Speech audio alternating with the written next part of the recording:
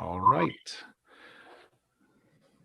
I am going to call the Tuesday, February 9th, 2021 Oxford Planning Commission meeting to order. The first order of business is the election of a vice chair. We currently have an opening for the vice chair due to some changes in the commission, and I will entertain nominations from the commission to fill that vacancy. Ms. Blackmer. I'd like to nominate Shauna Rosenberg. I think she's been a great asset to us and would be really wonderful in that role. All right. I second that. Mr. Dana seconds. Ms. Rosenberg, would you like to accept that nomination? Thank you. I'm really pleased to hear that, Carla. And yeah, I will go ahead and accept that nomination. All right. Are there any other nominations for consideration? Seeing none, Mr. Perry, is this a voice vote or would you need to call the roll? You can do a voice vote on this. Perfect. Thank you. Or just a hand signal for the commission members. Okay. So we have a nomination. I'll accept a formal motion for Ms. Rosenberg to be the vice chair. I would like to move that Shauna Rosenberg become the vice chair of the Planning Commission. All right, we have a motion. Mr. Dana seconds. All those in favor, please raise your hand. And that is unanimous for the record. Thank you. Ms. Rosenberg, welcome to the team. All right, our next order of business is the approval of the agenda. If there's any additions, changes, or corrections to the agenda, we'll entertain those. Otherwise, I'll accept a motion to accept the agenda. I so move. Mr. Dana makes the motion. Mr. Keebler makes the second. All those in favor, raise your hand. For the record, all hands are raised. It's unanimous. The next order of business is approval of the minutes of January 12th, 2021. Mr. Prithridge, our newest member, was not present, so we will let him off the hook for this vote. Thank you. But I'll actually any changes, corrections, or additions to the minutes. Yes, I actually have a change. Ms. Rosenberg? Yeah, so we had a citizen comment that when Mr. Snavely recused from a case last time, there was no reason in the minutes. Mr. Snavely has indicated that he doesn't mind that reason be in the minutes. So the reason that he did recuse was a professional relationship with Scott Webb, who was an applicant for that case. Thank you, Ms. Rosenberg. We're happy to make that change. Thank you, sir. And with looks on everyone's face, it seems like the group is in agreement. So if there's any other additions, changes, or corrections to the minutes, all right, I will entertain a motion to accept the minutes with Ms. Rosenberg's update. Mr. Keebler makes the motion. Mr. Dana seconds the motion. All those in favor, please raise your hands. For the record, all hands are raised except for Mr. Prithridge, who was not present at the meeting. All right. At this time, I will entertain public comment for any items that do not appear on tonight's agenda. Mr. Perry, do you see anyone with their hands raised? There are none, Mr. Watt. Thank you, sir. There is no public comment related to items that do not appear on tonight's agenda. The next item of business is reports from commissions, boards, committees, and staff. Oh, let's see. Ms. Rosenberg, I will let you go first. Sure. We actually had a really short Housing Advisory Commission meeting last month where we were working through basically progress on our goals, just kind of reporting back to each other. Two things that I want to mention. The housing study has been published. I'm sure many of you know that has happened. It is available on the website. There is a link from the Housing Advisory Commission page. And I did want to just really briefly highlight that there is indeed a massive need for additional housing, low income rental housing, which is defined as less than basically $999 a month rent. That's a critical priority for our city. All other price points are listed at moderate and high need. So it's great that we are having some developments come before us, but I would like to highlight that none of these have been rental properties in the low income category. So this is something that the city really needs to have happen. So everything that we can do to work toward that is very important. In that vein, another thing that will be going on is that the city manager's office is apparently writing an ordinance in order to get transient guest lodging taxes lodged. And so my hope is that some of those taxes can then go toward the Housing Trust Fund to provide funds toward affordable housing projects or education or other things that can help with the critical need for low-income housing in the city. And then finally, I am meeting with Sam Perry tomorrow to talk about incentives for developers to provide affordable housing in their developments. Thank you. Mr. Bracken, would you be willing to go next, sir? Sure, for which one? Environmental? Well, you can take your pick because you have a lot to report. Not too much new there relating to us, except for we're continuing to try to pull people together for cooperative solar purchases for individuals. So people interested in that should reach out to myself or Chantel if they're interested in potentially getting reduced costs on solar for their homes. Okay. That was nice and brief. Miss Blackmer. Yeah, so from Oxford Planning and Transportation Advisory Board, I think David and I are now, we both serve on that board as well. So we can, David probably would give a better update, but the long story short is that we have continued to hear, very professional and detailed presentations from the Oxford Police Department as part of their work to update our parking system uptown. They're looking into a variety of technology improvements that allow the city to have flexibility in how parking is priced. And that would allow us to, adjust to really ensure that parking is available uptown during peak business hours when the pandemic is over, and ensure that we have good turnover rates while also, helping people have some cost signals showing that it's a great idea to walk or bike uptown where possible. So this is something that I think will be coming to City Council in the future, and the Planning and Transportation Advisory Board the Parking and Transportation Advisory Board has really benefited from the opportunity to see these presentations, and I think Council will be impressed, and we'll see movement on this going forward in 2021.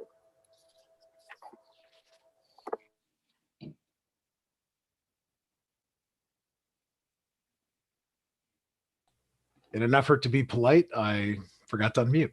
Mr. Dana, do you have anything you would like to report from any of your other? Yes, I do. I have a report from the Age Friendly Oxford. It's not formally a commission, but it functions as such. And I was in a meeting of Age Friendly Oxford in the transportation area, and Mr. Pritchard spoke up and made the point that it would be helpful in looking to the future at the installation of benches. And that is as part of the good well-being of citizens of Oxford. Now, as regards this trail, you know that there is a completed one from DeWitt Log Cabin to Peffer Park, and the city is considering how many benches to have, and quite a few people have urged them, and some are willing to pay. What is the issue? The issue in front of us is that from the middle school to Oxford Riley Road and Brookville Road is one stretch, which will take place. And then it goes west to the community park and entrance. And David's suggestion was that benches be, city council say, yes, we should have benches on this stretch of these two legs, both of which are about a mile. So I'm offering this so that he could comment further. But I talked to the city engineer, and the city engineer said, yes, indeed, it makes sense to have these benches there about 1,000 feet apart and to have them there in the newly constructed areas, which I have outlined. End of matter. Thank you, Mr. Dana. Mr. Prithridge, Is there anything you would like to contribute or share regarding? Sure, I'll just be real brief. A couple of things that are kind of bear on the Planning Commission is that, as you know, last year we created a climate action steering committee, which was meant to kind of help the city set goals for, what are our climate goals and how will we reach them. Right now, we've been kind of at a policy level of like, what goals do we want to set? But ultimately, that is going to result in a pie, which is like, so many emissions come from this and some emissions come from that. And so it's going to be really essential that boards like the Planning Commission, who look at things like land uses and transportation, be engaged and figure out how do we get to zero, for example, when we think about transportation and land use. So that's we were about to engage the boards and commissions on that kind of stuff. But then, as Mr. Perry will probably be talking with the Planning Commission about, we're moving forward with a comprehensive plan revision in 2021 also. So all these things tie together, but it's just really a great time to think long range and then translate that into our policy. So thank you. Thank you, sir. Mr. Keebler, do you have anything to report? All right. I do have a very brief item to report from HAPC. We met the day after the last Planning Commission, and we have no scheduled business tomorrow, but I just wanted to report that the property at 12 South Beach, that project did get approved and move forward. And I had briefed the commission on that last time. So at this time, I will actually see if Misters Perry and Moore have anything that they would like to share at this point. Thank you. I'll chime in. I've got a couple brief ones. Yes, we are doing a comp plan update. We're calling it the Community Strategic Plan because it will incorporate both comprehensive land use, transportation, and housing, traditional types of things, but also the operational aspects of the city organization. So we'll be working on that very closely with the city manager's office, and I'll be sharing more about that in the coming months. Couple other updates, one on ShareFest and one on sidewalks. ShareFest is going to happen this year. It was just decided yesterday. Some of you, hopefully all of you are aware of what that is as a way to redirect items that would otherwise go to the landfill, reusable items into the hands of charities for usage or reselling for families in need to be used. So that will be done on a limited basis. So the way I'm describing it is the faucet will be cracked open a little bit. It won't be a full-scale ShareFest event, but it will happen. There'll be more information coming out about that. Sidewalks, we have had some requests about sidewalk maintenance because of the snow event and other snow events. So we're just putting out reminders to the general public that property owners are required to clear the sidewalks. And unfortunately, we don't have an enforcement mechanism for that, but we have been putting out media posts on that to remind property owners and general public, and hopefully that will help everyone pitch in and help each other out. That's all I have. I just have one minor item to share on top of Sam's updates. So the commission, as well as Councilors Bracken and Prithridge, you probably recall there were a number of text amendments that went through the pipeline that were approved January 19th that affected a number of different things, parking and district provisions, and those are due to become effective next week on the 18th. Perfect. Thank you. Thank you. Ms. Blackmer? I'm sorry, I have one other item that I think is highly relevant and is also an update from Age Friendly Oxford, which is that there is a presentation tomorrow at 10 a.m. to 11:30 on the principles of universal design, which is basically the idea that all spaces should be available to people regardless of their age or physical ability or able-bodiedness. And I think this is something that, as we have an aging population, we'd like to see integrated more into our planning and design here in Oxford. And so this would be a great opportunity to learn something about it. It went out on an email list to the AFO housing team and others. If you didn't get this and you want to find it, you can search for services for independent living, or you can email me or email Sam to get it from me. But it seems like a great opportunity, especially since we have some members of our development community here today, for you guys to start thinking about how this might be something to integrate into your designs as an offering that would really enhance the value of the services that you're providing. Thank you. All right. If there are no other, I hit the wrong button. If there are no other reports or items, I will move on to the next agenda item. And that would be for us to go into new business and discuss PC 2021-01 minor amendment conditional use for 321 West Spring Street. It's the addition of a drive-through window. Mr. Perry or Mr. Moore, I don't recall who will be taking this one. Mr. Moore will be doing all the presentations tonight. Perfect. All right, so I will accept a motion to adjourn to public hearing. I so move. Mr. Dana moves. Ms. Blackmar seconds. All those in favor, raise your hand. Let the record show all hands are raised. We are now in public hearing and our staff will take it from here. All right, thank you very much, Mr. Chair. So the first item of business, as mentioned, this is a conditional use minor amendment. This is for the Spring Street Treats business that's located at 321 West Spring Street. And this is case PC-2021-01. Some quick details on the application. So the applicant is Mr. Alan Anzorg, who is the business owner and is represented here today by his wife, Ms. Amy Anzorg, who will be presenting on behalf of the application shortly here. The property owner is EVR Investments, LLC. The architect for the project was Scott Webb Architect. The site area is just a little over a half an acre at 0.55 acres. The current zoning of the site is GB General Business District. And as was mentioned, the proposal is to add a second drive-through window to the existing drive-through setup. So it's essentially changing the operation of the existing drive-through.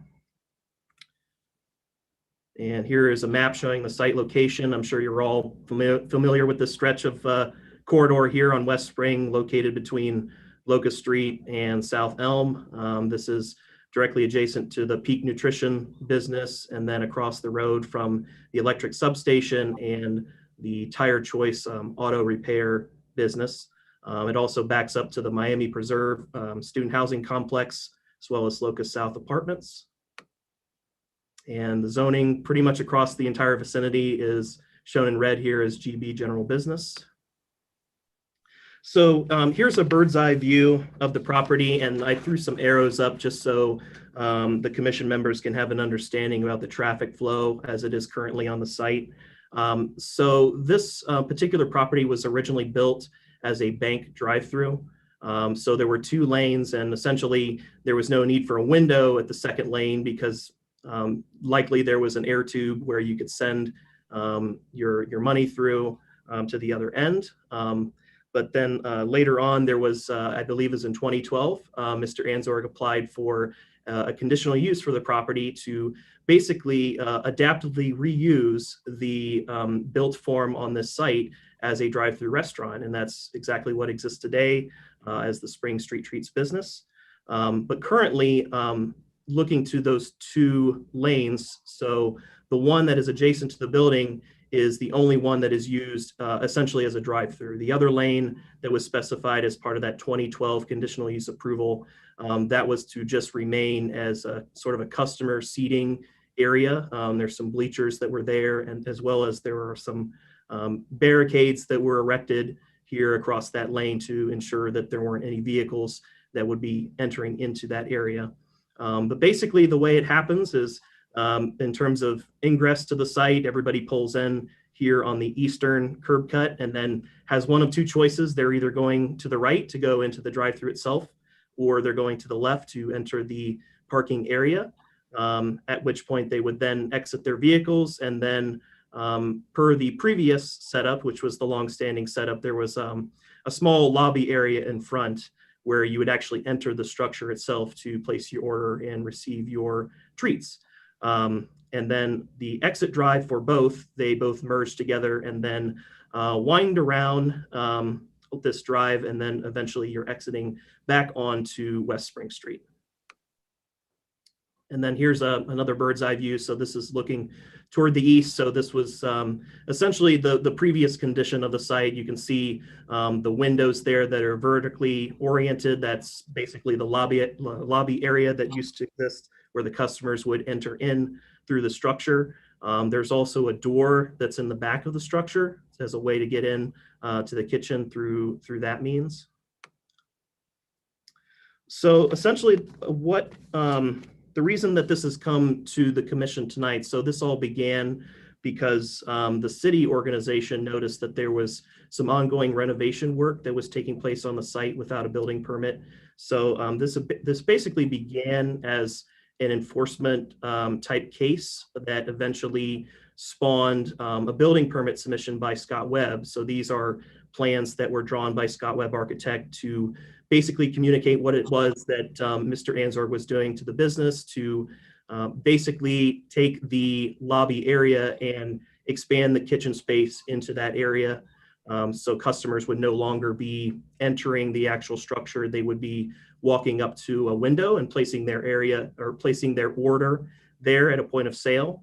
And then that also included a new drive-through window, a second window in this general location here. And the idea with that was to try to speed up the flow of traffic moving through the drive-through. There were some concerns noted by our police department last summer where there were some traffic stacking issues that were noticed on multiple occasions where vehicles were stacking up into the either eastbound lane or westbound turn lane to enter into the site to be able to go through the drive-through.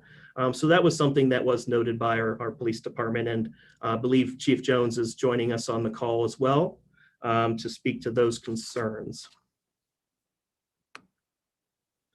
Hopefully all of you had a chance to visit the site. If not, I believe the existing condition is pretty well reminiscent of what these photos show. This is from January 27th. So this probably gives you a better idea of what is actually going to happen than the actual plan elevations would show. So this is showing how the intent is to throw up some walls where those windows previously existed for the lobby space.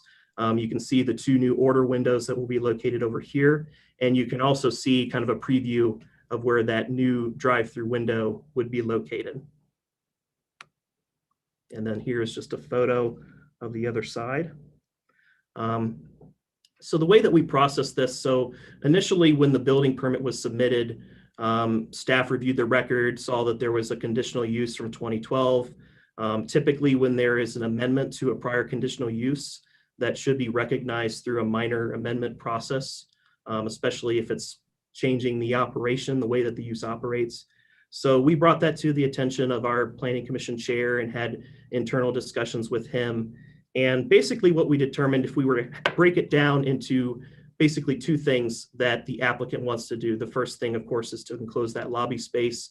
We don't feel that that is really intensifying the use in any way. It's simply alleviating the ability for employees to meet the needs of their customers. So we felt that that was something that could be approved administratively. However, the change to the drive-through with the additional window, we gave the applicant the choice of either taking that to the Planning Commission meeting or basically removing it altogether and keeping the existing drive-through configuration.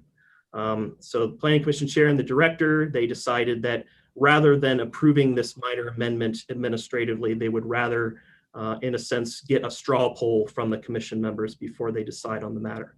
So the decision that's before you tonight is essentially whether this is a minor request and thus approved tonight as presented, or it is major in nature, in which case the applicant would either need to revise the plans accordingly to remove the window and revert back to the existing operation, or proceed onward with a full conditional use approval that would eventually need council approval. Here's some additional photos here. So showing kind of the customer, I'll call it kind of a park setting for folks to enjoy their food. And that's actually the last slide. So I believe that will conclude my remarks, and I'm happy to take any questions from the board. Thank you, Mr. Moore. If any of the commissioners have questions for Mr. Moore on his presentation, I see Mr. Dana. Yes, I would like to. This is for the proposed, the proposer, Mr. Moore, but also the applicant. If we could look at page 13, the first major paragraph in there mentions the following. This is what my question pertains to. It says, please note we are also currently researching the logistics and viability of using the current existing second drive-through lane in an attempt to further expedite service, reduce wait times, and so forth. That is the choice of that verb as it's stated is one that suggests that this is going on. It's in process, that the research of the logistic is in process. And if that's in fact true, what I would like to know, if we could please, is what research, what has the research in logistics yielded? What has come out of this research? I think that's a fair question. Would you like to tackle that? Yeah, I'll speak to that. That's a great question, Mr. Dana.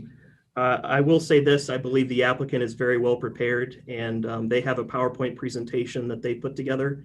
So I think that question will be answered in great detail by Ms. Anzork here in a moment. Okay. Thank you, Mr. Dana. Do any other commissioners have any questions for Mr. Moore? Ms. Rosenberg? Just want a clarification. Is there still going to be the ability anywhere to have walk-up traffic? Yeah. Yes, that is the intent, is that and I'll go back to the slide that better shows the windows. So the idea is that there will be no other changes to the site itself. The parking will remain as is. Customers will still be able to park there on the site, and then they would just be walking up to an outdoor window to place their order and receive their food. Great, thank you. All right. Are there any other questions for Mr. Moore? Chief Jones, if you would like to offer any commentary, I would give you the mic. Sure. Thank you, Mr. Watt. Back in the summertime, I had noticed stacking, as Mr. Moore said, going both eastbound and westbound directions. And when you look at that site, there's a safety zone. Basically, that's the yellow lines painted on the ground to divide the lanes. Right in that area, there's also the left turn lane that's meant to be a left turn for westbound traffic onto Locust, but I would see cars stacking up there, and that would cause a traffic problem with vehicles who thought that they were going into that left turn lane to go clear up to Locust, but they weren't. They would get stopped, and then they would have to re-merge to go westbound with cars going straight. So we started to notice this traffic problem in the late afternoons. Also cars that were trying to turn right into Spring Street Treats that were going eastbound. So in July, I sent Sam Perry an email asking if they did have a conditional use and what the possibilities were for that, because there really was not, they're just, for the police officer dealing with a traffic issue, it's not something we deal with very often because it's more business related. So while we were happy during COVID to see a business having some success, it just concerned us with the traffic. So I began that conversation with him to see how to approach it with the business, and then this process came up where I wanted to raise that concern to see if this the operational model that the owners are gonna present, if it'll maybe help alleviate some of the traffic issues. And we certainly, basically, if it's not going to alleviate it, but it's going to make it worse, we would highly object, because I really don't know what other recourse there is other than to pull a business's conditional use, which I've never been in a part of a process like that. Thank you, Chief Jones. Does anybody have any questions for the chief at this point, or Mr. Perthrich? This is just a clarification for Mr. Moore.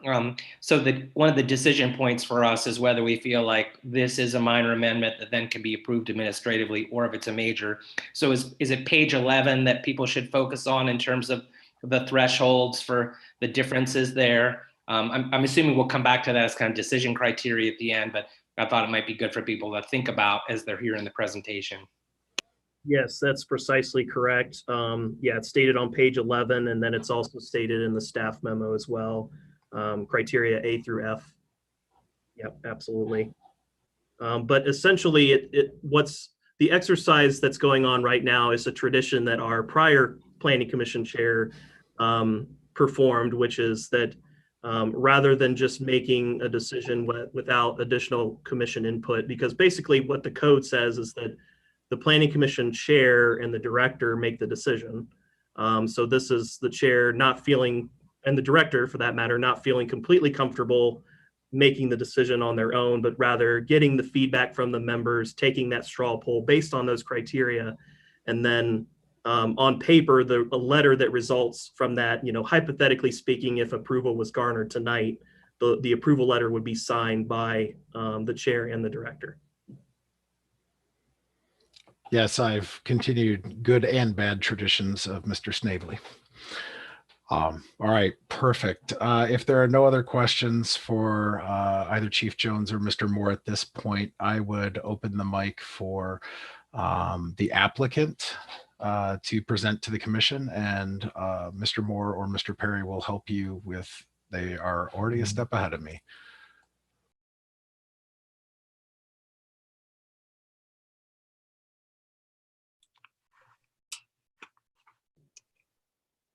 And Ms. Ansorg, yep, looks like you've unmuted your mic, so you should be good to go. You All have right, the floor, ma'am. Thank you. First, I just want to say thank you to all of you. Some of you are familiar faces, others just names, but I am Amy Ansorg. My husband Alan is the one who started Spring Street Treats. This was his thing. But basically I'm presenting tonight to address the concerns that were just voiced, and hoping to just answer any questions and go through some of the detail of what our thought process was in doing so. And Zachary, I understand you'll forward through for me, right? All right, if you can go to the next slide, that'd be great. I wanted to start with the renovations. I think the chief just mentioned, I will say up front that we've been very, very fortunate with the pandemic, that Oxford has continued to be the support that they have been to us. We had a really great year. I think a lot of people discovered a lot of what we do offer. But really where we're at is starting our 9th season. There were several issues that, continue to arise, and the goals of this renovation were as noted here.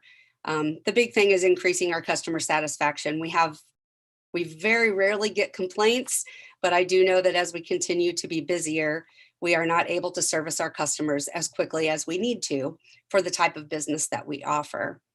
The other goal is to decrease the drive-through wait time.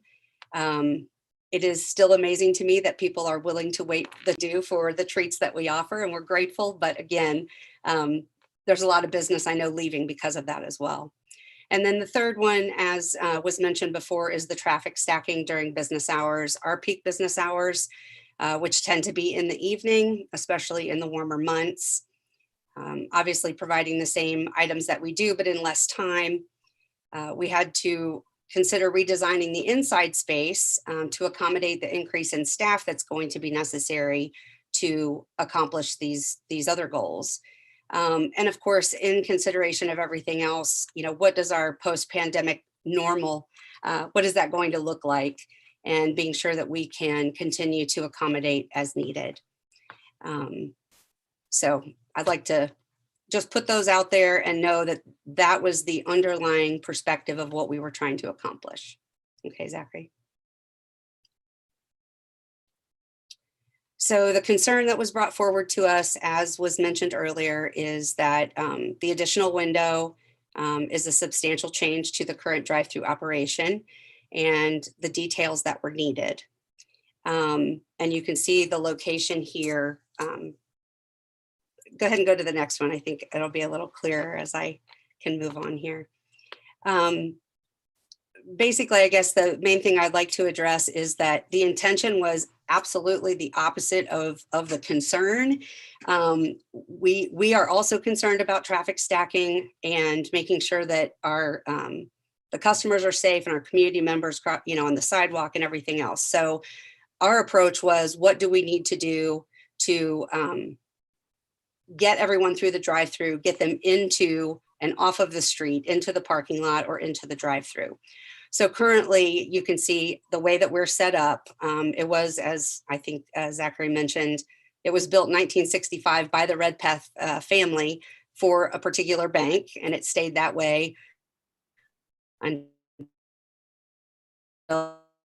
it was about 2008, I think.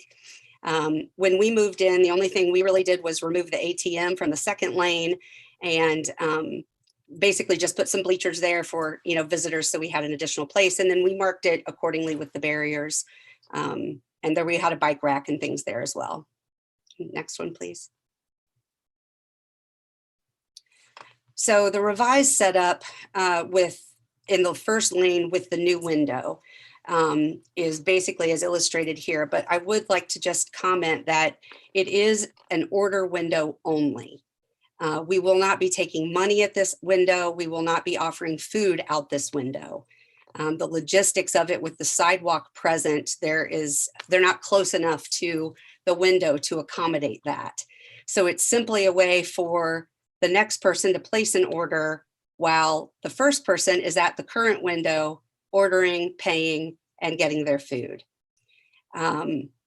We will be able to move the crosswalk. We're going to repaint that at the front of the porch.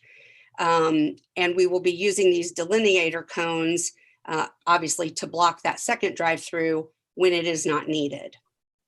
We will also be posting some permanent signs on the building, just again, from a safety perspective, as far as not blocking the crosswalk, which we also have in the back of the drive-through. We have added some stop signs. So other ways to be able to make our customers, both pedestrian and in the car, aware of the safety that we're concerned about. Next one, please. So as you can see here, we're basically going to have a flip sign that will simply direct people. If we don't have a customer, or if we don't have the stacking looking like it's potentially going to happen, then people will just pull forward as usual to order as they always have. We will simply have the opportunity to open that window, take an order from the car behind that, the first one, in order to start making the food and have it prepared and ready to go by the time they pull up to the second window. Again, this will not be in use all the time. And as I indicate here, the other side says, please order here, and we will use that at peak times. The managers on duty will make that discretion based on the volume of traffic that we see coming in. Next one, please. I know one of the concerns, I just wanted to be able to show everyone that we had already tested to make sure that the window placement would accommodate 2 cars at each window appropriately on the driver's side. And although the crosswalk is actually still behind the second car, we recognize we'd like to have that back a little bit further, so that will be moved to ensure that that car can stay in place and the customers can walk behind it to the play area as they have always done. Next, please. So again, just showing this view, but I just want to clarify that even with the crosswalk there, there's room for 2 more cars behind the crosswalk, as we have had in the past. The thing that we're going to also change, though, in addition to this order window, is actually having the second lane be available to avoid the stacking on Spring Street and to allow that traffic that may be backed up in lane 1 to then go over to lane 2 and obviously ease that concern as well. Next one, please. So the second lane setup, basically the idea is, as you see in number 1, the delineator cones, we had to find a way that we could obviously block the second drive-through because it will not always be available and always staffed. But when we do need it, we will be able to move the cones over to indicate that we have the 2 different lanes. We will actually be using, we have a new point of service system that I'll be implementing this year. So we will have like handheld computers or iPads outside. You may have seen it like at Chick-fil-A and other places like that use that type of ordering. So that's going to be a big piece for us, is being able to have a whole other place. So technically there's 3 order spaces in the drive-through now. And that will allow our employees to be out there and get those serviced. There's room for the customers to actually move up, but also be behind that second crosswalk, which you see in the 3rd picture. And you can see the little stop sign there, but we do have a stop sign there, also behind the shed. And we are also looking, Zachary, this was new since I spoke to you, but we'll be installing additional speed bumps across those areas as well, just to ensure that everybody slows down when they're going through there. They're usually pretty good, but we don't want to take any chances. All right, the next slide, please. Just wanted to unveil our new logo that you may have seen it online already, but I do want to thank you all for your time and consideration. I'm certainly glad to answer any questions. This is something that we feel very strongly is needed. It's more so because we already have the business. This is about being able to serve the community faster, being able to do it safely, and finding a way that we can do it within the space that we are confined. Especially, just as a note, most of you probably know this, but this is not land that we own. This is not a building that we own. So the consideration of time, effort, and money that needs to go into this is something that we've also had to consider. What's the most efficient way we can do it? Quite frankly, without the equity, the return of equity that we would get if it was a property that we were invested in personally. So thank you for your time. Thank you. Do any of my fellow commissioners have any questions for Ms. Ansorg? Mr. Bracken. Yeah, so I'm not sure this applies given what you just said about not owning the property, but have you considered any adjustments to the paved area? It seems to me that it almost would work better in reverse. Absolutely, it would. Right? Yeah. Yes. Because you have the turning lane starts at that point, right? So the cars backed up there aren't a problem and they can enter. And then you have this long stretch that could be filled up. So you'd almost have no stacking there if that were the case. Absolutely. And so if you had a slightly wider entrance and you could divide it, then you could have people coming out while other people can park and leave separately. Sure. In multiple ways. So I didn't know if that was financially feasible or logistically possible with what you're going through, but I wasn't sure if that was an option. No, I appreciate you asking. I will just say that it has been topic of conversation on a regular basis. And yes, ideally, if we could do the whole switch, I mean, ideally, the drive-through would be on the other side of the building. You know, that's what we've always wished we could do. But yeah, again, it is the investment part of it. And I actually had a contractor come in and we did talk a little bit about that, but the change in traffic pattern and things as simple as, you know, reversing the parking lot and being able to widen that piece, as you mentioned, you know, it's just cost prohibitive for us. There's just no way we can do that without, you know, again, if we had some equity in it, it'd be different, but it's not going anywhere. Darren Redpath is the best, really best landlord. We couldn't ask for someone better. He's been great, but it's his, and he's going to leave it that way. Thank you, Mr. Bracken. Prior to Sam and I discussing this, I spent a lot of time out there, and there's a lot of infrastructure on the wrong side of the building for what I'm sure they hope to do. Yeah. All right. Are there any, Mr. Perry? I'll just chime in here. I know we've got a heavy caseload tonight, Yes. and if Chief Jones doesn't have any concerns with, kind of the additional information we've gotten here tonight, I think we might be satisfied in working this out administratively. Chief Jones, unless you have something else to ask or add. No, I appreciate the opportunity to respond to it. I think this is exactly what we were looking for, and kind of my approach of when I wanted to talk to Sam, like, how do we go talk to these business owners to talk about this issue and looking at their business model. Well, this remodel has presented the opportunity to change kind of the business model, and I think that'll help. I like the fact that the manager can open up that second drive-through if needed. Just certainly do it in a safe manner, and of course, it is going to depend upon having a good staff there to manage it properly. But I think this addresses the concerns we have, and I think it's a try. You try it, and if there are issues, we'll certainly meet with the owners and see if we can work those out. But I think this will work. Yeah.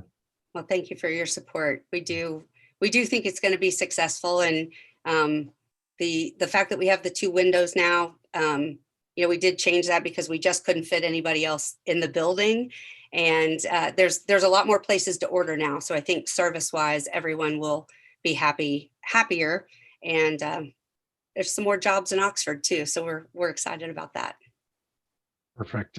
Mr. Perry, from a procedural standpoint, how do you advise I proceed? I think you and I have clarification and clarity that we need, but I don't see any commission members jumping up and down with comments or concerns. So I don't think you need to do a vote or a straw poll. I think it's probably satisfactory just to move on with the agenda. The time we've spent on this, I think it would be good to give us an opportunity for a comment. And we haven't adjourned from public session, I don't think. We haven't adjourned from. No, I need to see if there's any public comment, and then I would entertain other comments. So, all right. I don't see any other questions for the applicant. So I will go ahead and Sam, Mr. Perry, do we have anybody raising their hand from the public to speak on this matter? No, there are none. Okay, I will accept a motion to close public hearing. So move. Mr. Dana moved and Ms. Blackmore second. All those in favor of closing public hearing, just raise your hand. For the record, I have all hands raised. All right, we are out of public hearing and now into discussion for the commission. Mr. Keebler. I think just real quickly, to me, there's no question this is a minor change. The traffic patterns aren't being changed. The exterior of the building isn't really being changed. They're not asking for more business or whatever. They're attempting to make things move quicker, and I think that's to be commendable. The other thing is, even without trying to open that second lane, I think we have to realize that by putting a walk-up window outside, very visible as you pull up there, I think more people may decide, hey, let's go over and park and walk up to the window. People who right now don't even know that you can do that. In other words, go inside. So I think that it's commendable. They're trying to improve it. I think we have to remember that it's already an approved conditional use. So even though there may be some traffic problems, we can't take it away. And so it clearly is a minor change and needs to move forward. All right, is there any other discussion? Mr. Prithridge. Just an anecdote, I remember I was on the planning commission, we improved this, and we knew at the time that should the business succeed, that stacking may become a concern, and that was a problem maybe that we'd hoped they would have because they succeeded. So I think that they're countering that. I think it's great, and while one could lengthen the stacking by turning it around, I'm hoping more people do what Dick says, is more people park, and I think they're doing a great job of trying to balance the vehicular flow with the pedestrian, which is why this is a conditional use in the first place. So it's a minor for me, but I appreciate the process of staff working with the applicant to make sure they do it right. Perfect. Thank you.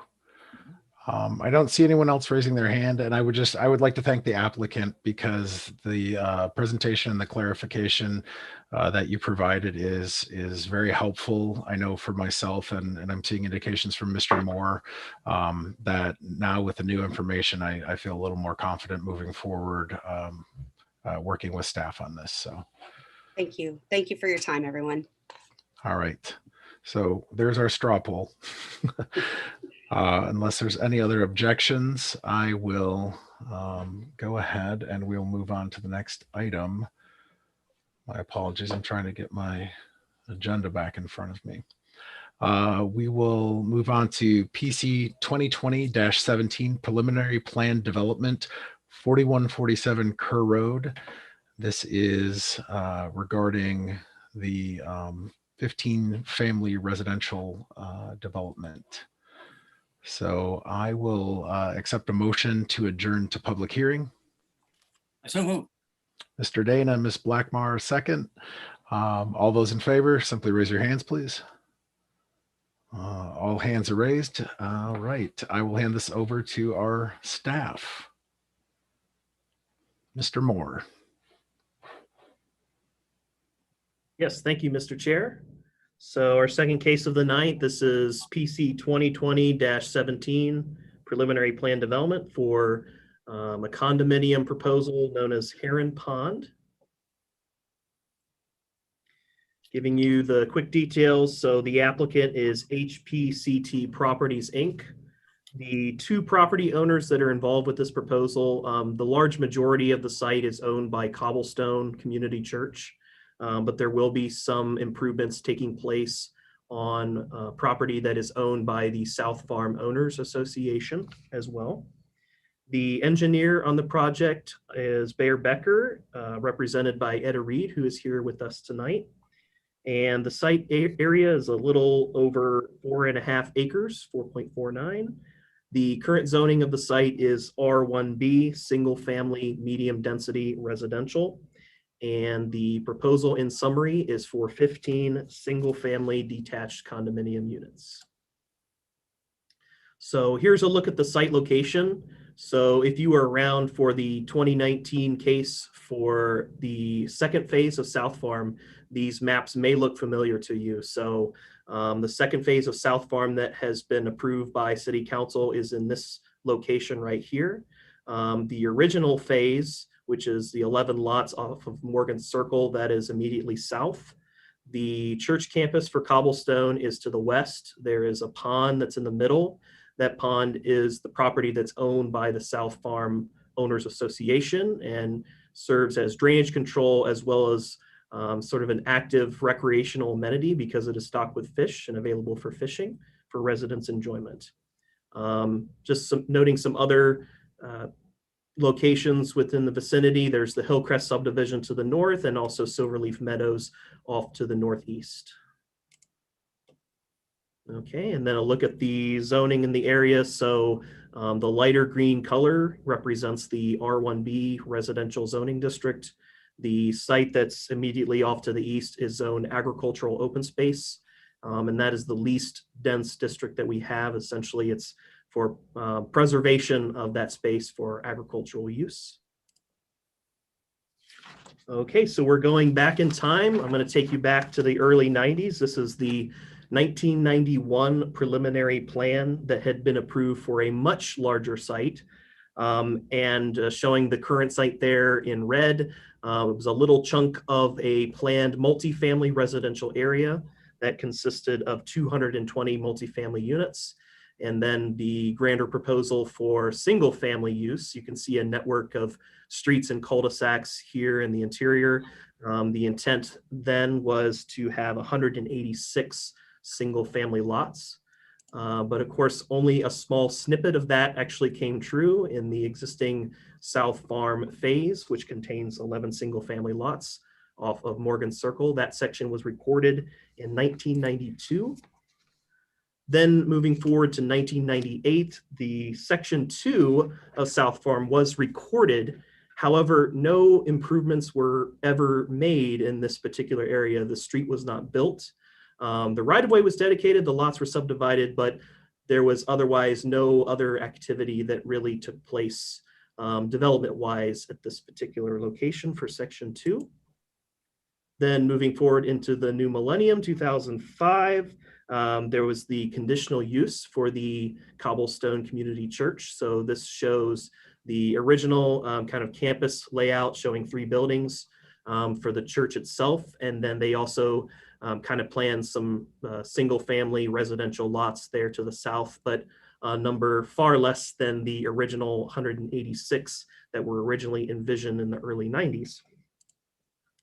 And then later in 2007 was an amendment to that conditional use for the church that more or less resulted in the campus that we have today and the existing building location here. And I believe it also provides for another building location off in this particular area. But this plan has since expired.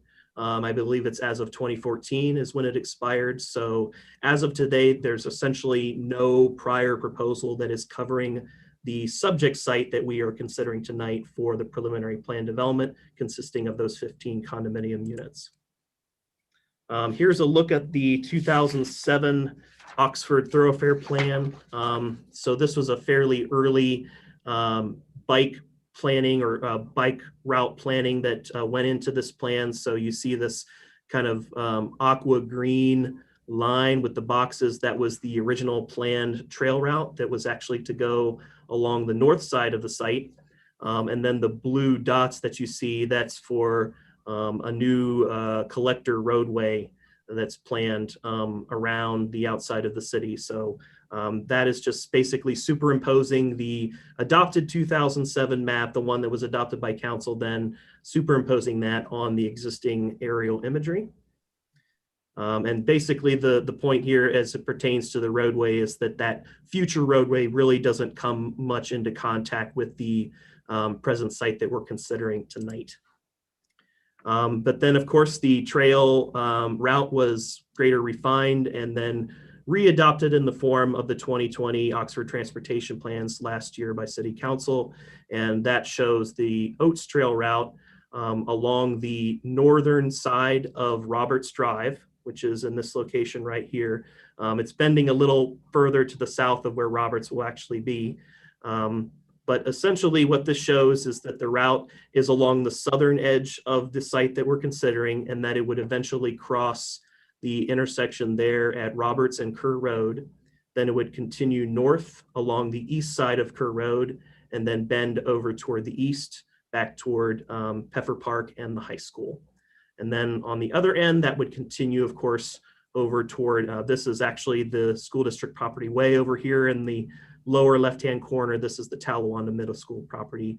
So eventually, somehow or another, this route will need to get across this farm field here to phase 4 of the Oates Trail, which is along Oxford Riley and Brookville Road, connecting up to the community park. And then it's noteworthy to mention that in 2020, there was the final plan development approval for what was called officially South Farm Section 4.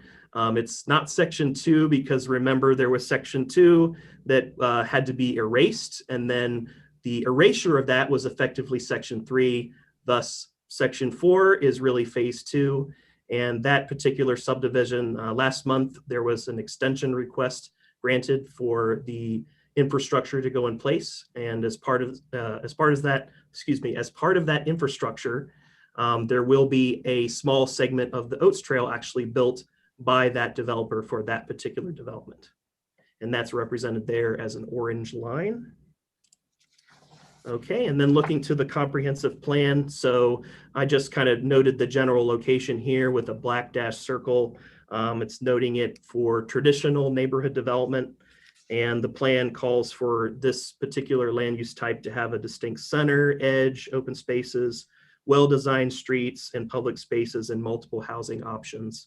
The term traditional neighborhood development is one that often describes communities that embrace the principles of new urbanism, creating walkable communities that are conservation-minded and include a mix of dwelling types to satisfy a variety of income groups, but also includes a mix of uses as well.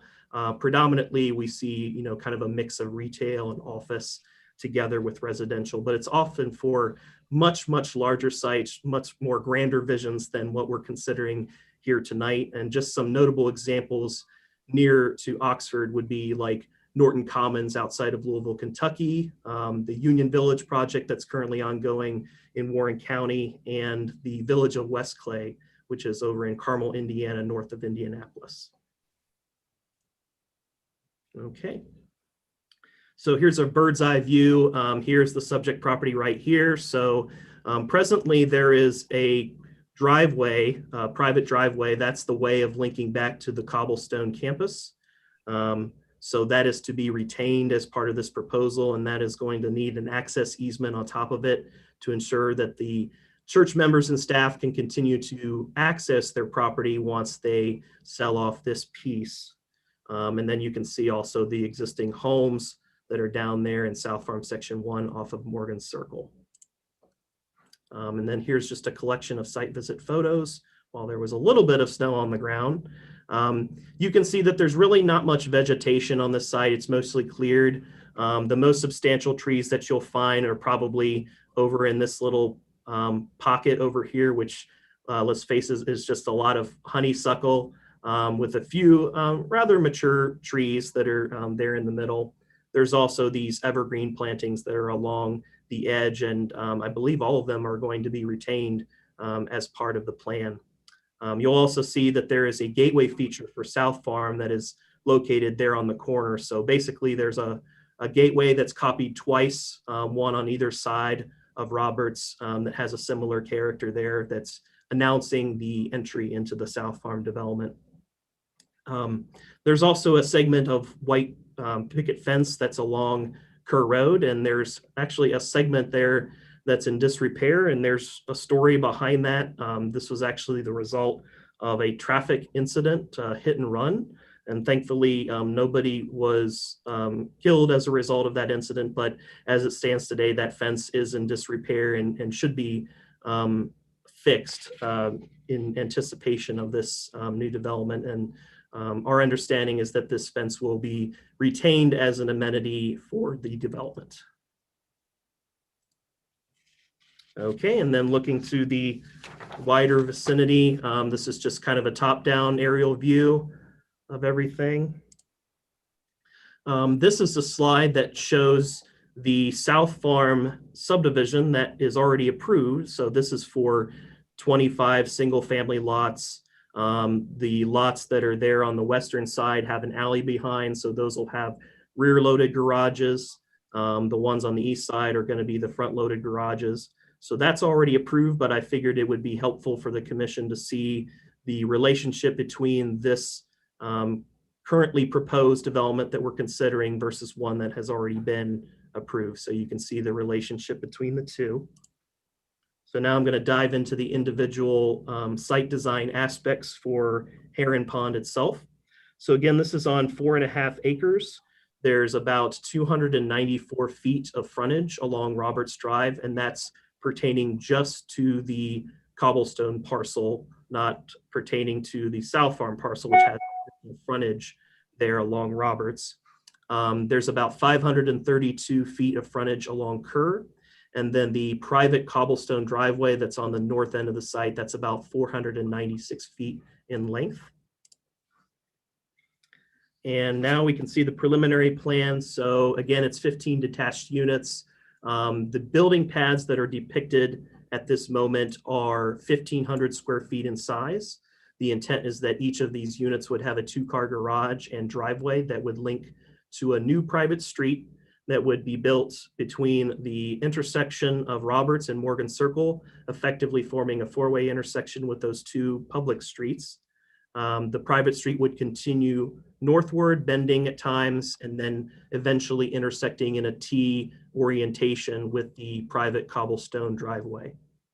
The resulting density of this is 3.54 dwelling units per acre. If you calculate the base gross density of the R1B zone, that's about 5.81 dwelling units per acre. which roughly translates to approximately 20 units that would be possible under R1B if this were designed in a way that was as a straight subdivision. In other words, not as a planned development that allows for multiple units on a single property to be developed cohesively. So we feel like the density is is pretty in a comfortable spot. It's within its limits of what the code allows for. The private street itself measures 25 feet wide. What the developer is proposing would be rather unique for the city of Oxford at this moment in time. So what they are proposing is not a street that has curb and gutter, but rather one that doesn't have any curbs. So essentially be pavement built, and the edge of it would be grass. And then the middle, there would be storm drains, catch basins, which I believe there are 4 of those located here, here, here, and here. And then those would feed into what I'll effectively call storm sewers that drain into a water quality area, which will be in this portion of the site. That is put in place to fulfill EPA requirements. And then the water will then feed into the existing retention pond that's on the South Farm HOA parcel. And as you may have read in the staff report, the city did have some concerns about the particular roadway profile that they have in mind to not have curb and gutter due to standing water and icing concerns, that if those drains somehow become in disrepair or malfunction, that it will ultimately be a private responsibility first and foremost, because this will be a private street. So we would rather, at least staff's position at this time, and this was voiced by 3 of our city departments, police, fire, and service, would rather see a curb and gutter street versus the pavement profile that's presently proposed. But then just to continue on with the street section, there are 9 visitor parking spaces that are shown. There's a total of 5 spaces here in this bay on the southern end of the site, and then there are 4 on the northern end. Moving on to the landscape plan. So there are 23 street trees that are shown along that private street. There are also arborvitae plantings. So those are evergreen plantings that will help provide some screening along Kerr Road and Roberts Drive to help shield the backsides of those future condominium units. And the developer is demonstrating compliance with the city's new tree ordinance. This particular landscape plan also serves as a tree survey. All of the existing tree specimens, including species and size, are noted. And the only 2 that I could find that are actually being removed are noted by the 2 X's here on the slide. Those are 2 cottonwoods that will have to be removed to make way for Unit 8.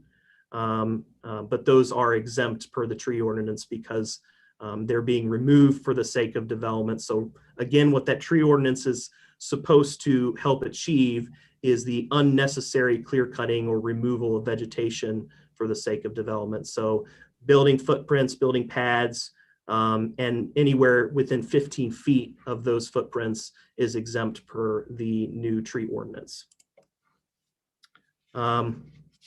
Looking to the thoroughfare plan again, so the Kerr Road corridor is classified as a minor collector, and this is the section diagram out of the thoroughfare plan calls for an 80-foot wide right-of-way. So this basically translates to having 40 feet on either side of the center line of the road. It says 41-foot wide street section. Okay, so that's talking about the this particular section right here in the middle of the right-of-way, and then the existing road. So Kerr Road itself is actually 21 feet wide at the present time, but the typical section calls for a much wider road. So the gist of this is that Kerr Road, as it exists today, is a rural roadway. And that's all that it has been in its past. It has seen very little in the way of improvements throughout the years, and that's the way it exists today. Looking now to the Roberts Drive right-of-way. So there were some issues that staff noticed in terms of the right-of-way dedication.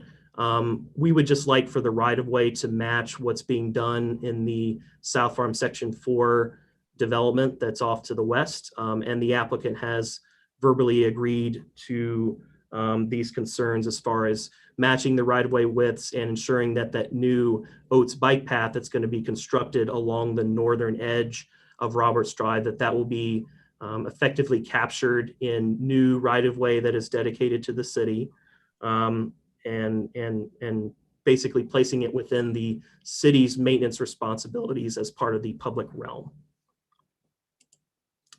And then we'd also like to see the Kerr Road right-of-way bump out. So presently it's at 30 feet from center line with a 16-foot wide easement alongside of it. So effectively there's 46 feet within the public's control.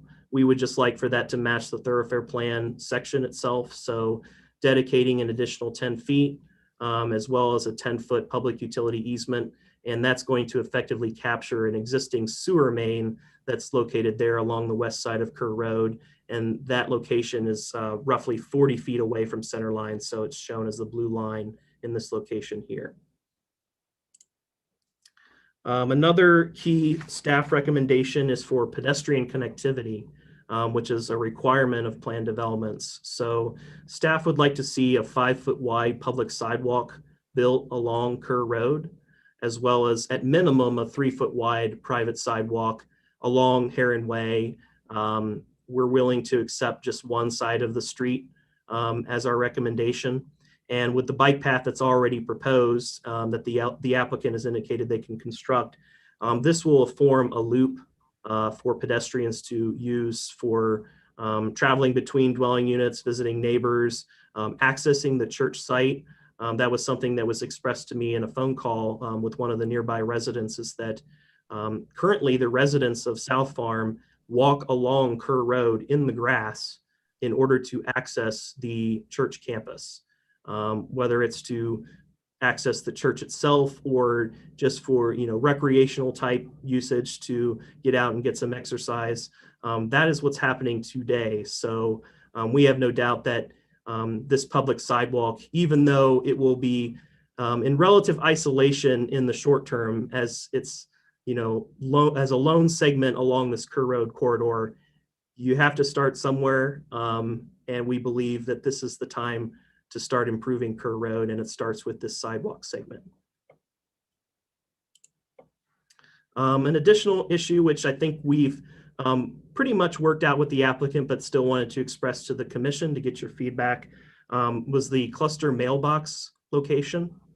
So this is a new policy from USPS that any new developments must have the mail done in a combined or collective manner. They're not approving any additional individual mailboxes.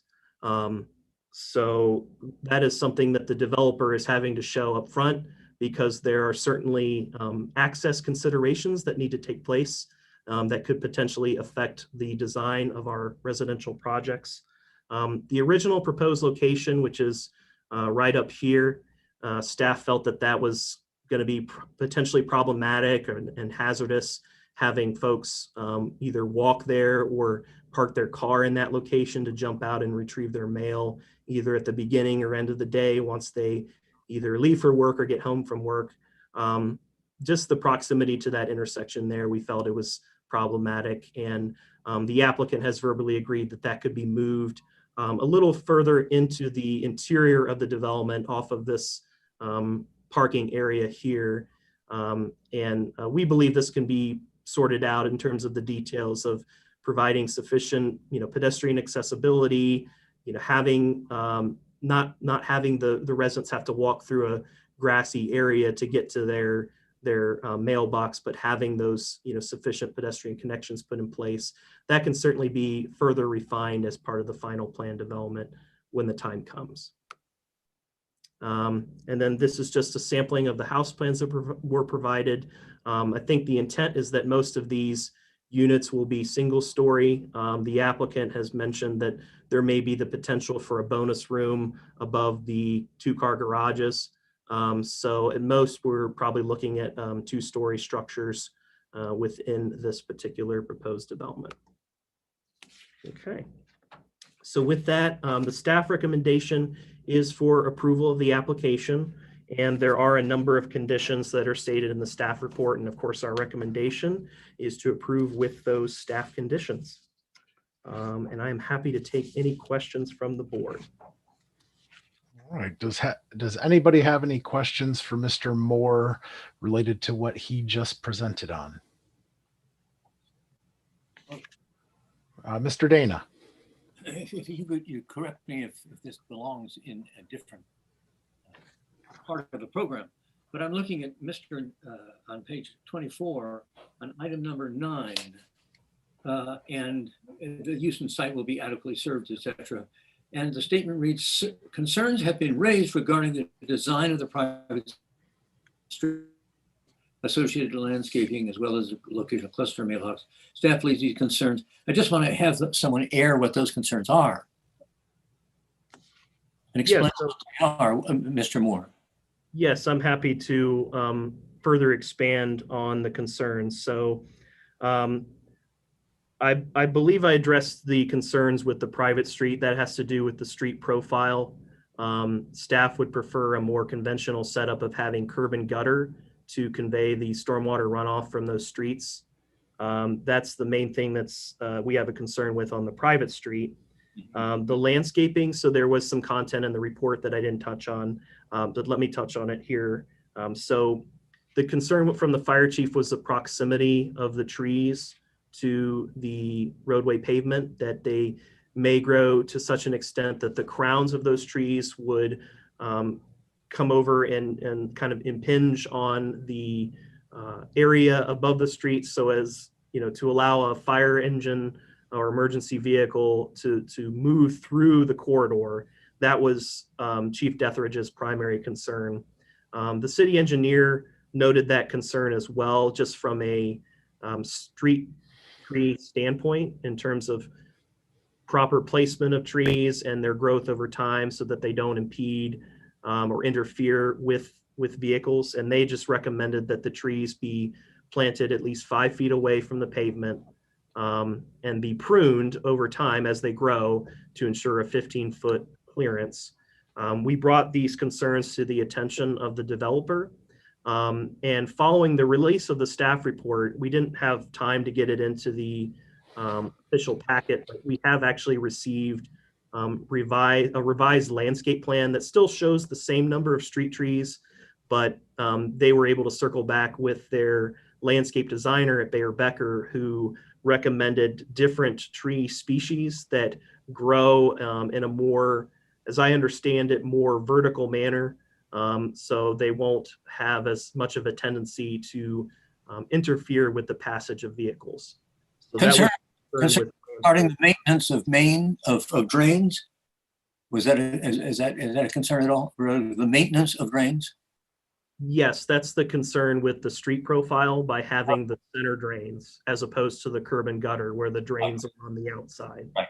Got it. Thank you.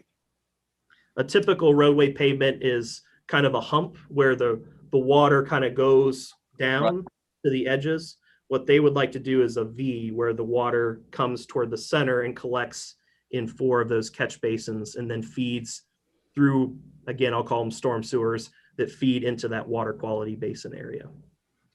Mr. Prithridge?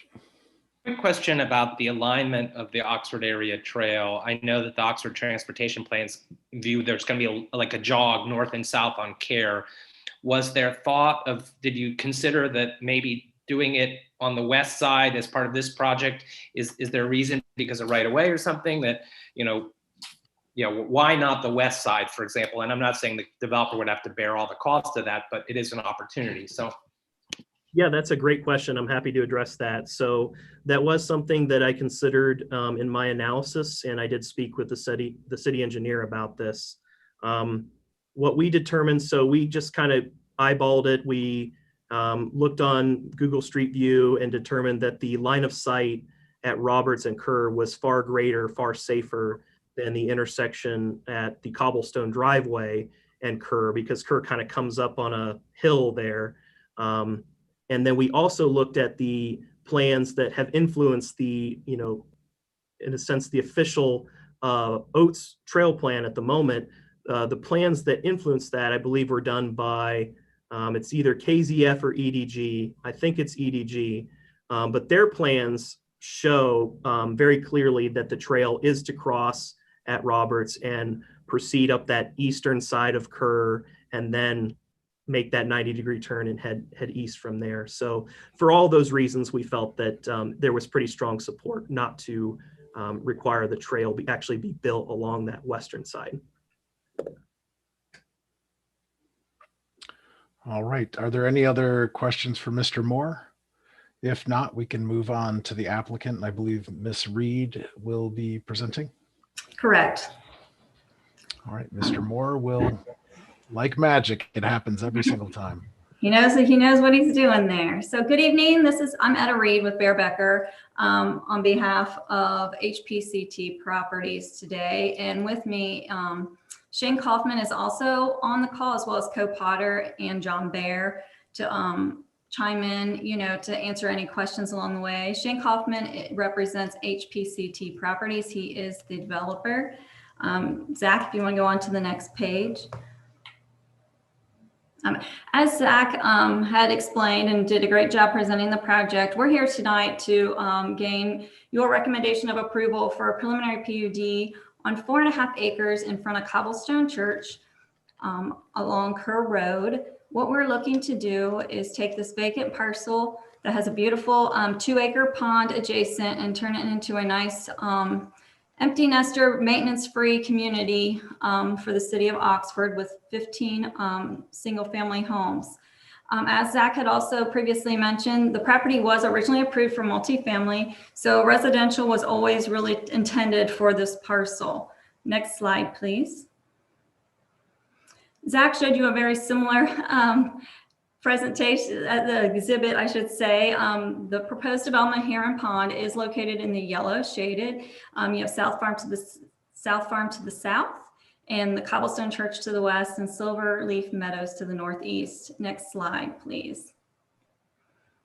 So now I want to just talk about the proposed development. What we have here is 15 single-family condominium homes, and what that means is that as a buyer, what you are purchasing is your home. You are not purchasing your land. So what you see here are 15 building envelopes. They're approximately 2,400 square foot envelope. We'll offer a couple home plans that you can choose from, and you fit your home in there in that 2,400 feet. All the pads are located 20 feet off the private drive, and they're 10 feet apart. Now this again is a building envelope. So, if I choose a smaller home and you have the larger home next to me, there'll be more than 10 feet between us, but there will not be any closer than 10 feet apart. They are a private street connecting Cobblestone Church to Roberts Drive. It will be located in an access easement with all public utilities.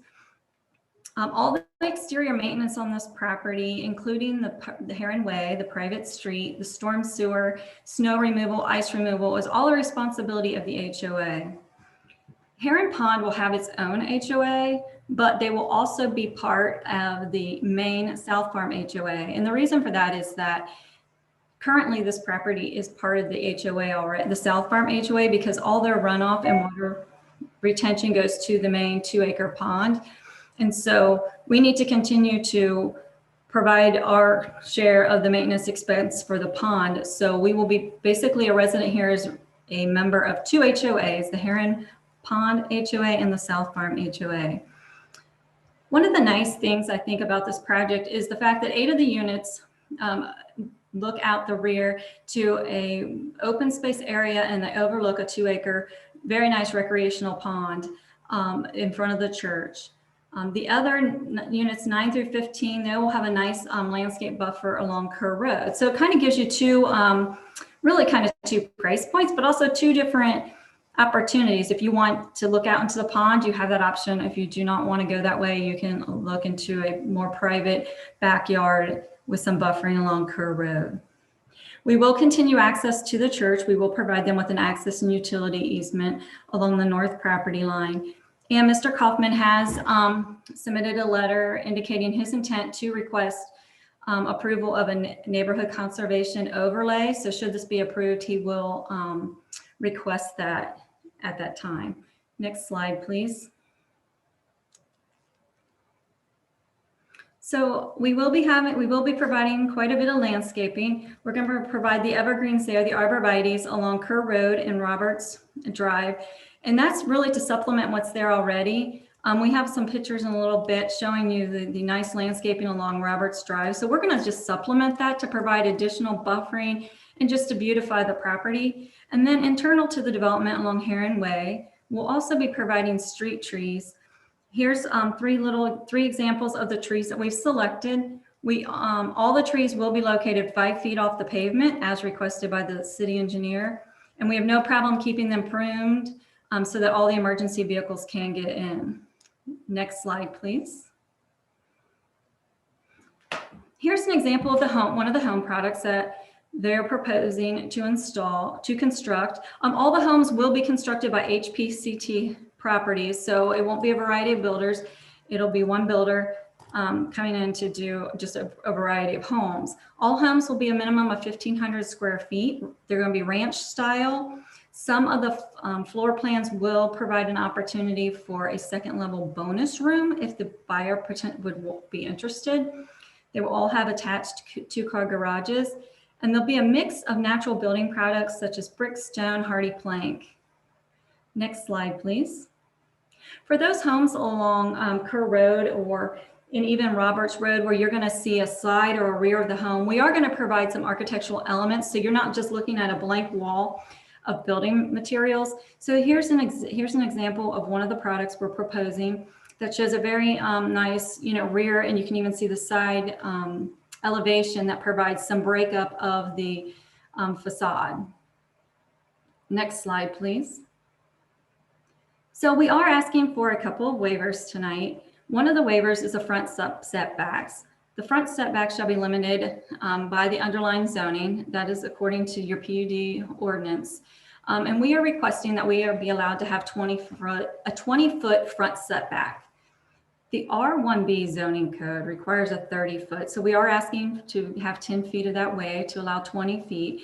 And what that does is that provides us the opportunity to have a more expansive open space adjacent to the pond to the west. If we have to provide that full 30 feet, that pushes us back, and the back of the units get very tight. And then also, we just really want to create a more neighborhood feel. What we're looking to do here is Barraker Farms has been a very successful development in town, and we want to basically kind of create another Barraker Farms feel where everyone can just get out and you're not, hundreds of feet away from your neighbor, and you can yell across the road and just say hi and meet out in the front or in the rear and communicate and gather. Once we can gather again, that is, I guess. But the 20 feet does also provide adequate room for vehicles to park within the driveway and not overhang into the roadway. Next slide, please. Another waiver we're asking for this evening is for the perimeter setback. As many of you are aware, the PUD requires that 25-foot perimeter setback is required for all buildings and vehicle management areas. We request a waiver to this requirement in order to allow a reduction in several locations. Starting at the north, we have the Cobblestone Drive is currently located in that pink area. A portion of it encroaches into the perimeter setback. Building pads 1 and 8 would also encroach into the perimeter setback to the west. However, given that we're adjacent to the the HOA's property and it's the pond, we're really just buffering ourselves or providing a setback from a pond, and we really want to maximize that closeness that we can get to the pond and the beauty of and utilize that as a selling point for those units. And then lastly, along the north side of Roberts and the west side of Kerr, we are in agreement to dedicate the additional right-of-way that staff is asking for the Oates Trail, and then just to meet the thoroughfare plan. But in doing so, we do ask that we have a waiver of that setback so that we are not, well, we give you the right-of-way, but we also don't want the setback to move with the right-of-way. So we would ask that the additional 10 feet that we dedicate that that be taken out of the setback area, and we are granted a waiver for that. Next slide, please. So we have gone through staff's recommended conditions, and we are in agreement with all but 4 of them. And I'd like to just talk briefly about the 4 that we'd like to have eliminated or modified. First is the sidewalk shall be provided along or near the private street, as well as along Kerr Road site frontage, forming a loop for the pedestrians. We would ask that this condition be eliminated. As you see here on this exhibit, this is the Environmental Design Group's most recent master plan for the Oates Trail. As staff has indicated, the Oates Trail would go along our south property line and then across at Roberts and go up the east side of Kerr and the south side of Silverleaf Meadows. We will, Mr. Kaufman has agreed and committed to building the Oates Trail across his frontage, basically from Kerr Road, and taking it through the South Farm HOA's property and connecting up to where South Farm Section 4 is going to build it. So that will kind of complete a nice link there. Next slide, please. But here's an exhibit showing the overall pedestrian connectivity in the area that's either already planned or already existing. So starting in the lower left-hand corner, the yellow dashed line is the Oates Trail that South Farm Section 4 is going to construct this spring. The solid yellow along the north side of Roberts Drive, Mr. Kaufman has committed to and has agreed to construct. As we have discussed, on the east side of Kerr Road, that is where it is again planned for the Oates Trail and been committed. With regards to sidewalk, on the south side of Roberts Drive, South Farm Section 4 will construct on the south side until they meet up with what's been constructed in South Farm Section 1. There is existing sidewalk on all sides of the street for South Farm Section 1, but there is no sidewalk anywhere on Kerr Road. Next slide, please. So again, we ask that this condition be eliminated. Heron Pond is a private development, and we are not looking to encourage non-residents to walk within the development. It really is for the safety of our residents. Heron Pond is going to have minimal vehicular traffic, and we feel it's safe for our residents to walk along the internal roadway to go to the mailbox or to actually walk south and connect into the Oates Trail. The addition of the sidewalk will require the homes to be located 5 feet, well, and it sounds like staff is agreeable to a 3-foot walk, but 3 feet further away from Heron Way. Thus it reduces, it just increases the setback of the homes from one another across the street. So that's really, why we don't want to construct it internal to the development. But then along Kerr Road, at this time, as you're aware, currently there is no sidewalk anywhere along Kerr Road. As you head just a slight bit south, we're now in Oxford Township. They do not have any walk. As you head north, the topography gets extremely challenging, and it would not be safe to put walk there by any means. So we see no reason to construct walk along Kerr Road when you're going to have the Oates Trail on the east side, and this walk will never be connected to future walk. But also, it's unsafe to walk along Kerr Road with a walk or without a sidewalk. And that's really been evidenced by the recent hit and run accident, which resulted in this broken fence. So we would hate to put a walk there and then unfortunately something happened to someone else. So we would ask again that the walk be not required either internal or along Kerr Road. Next slide, please.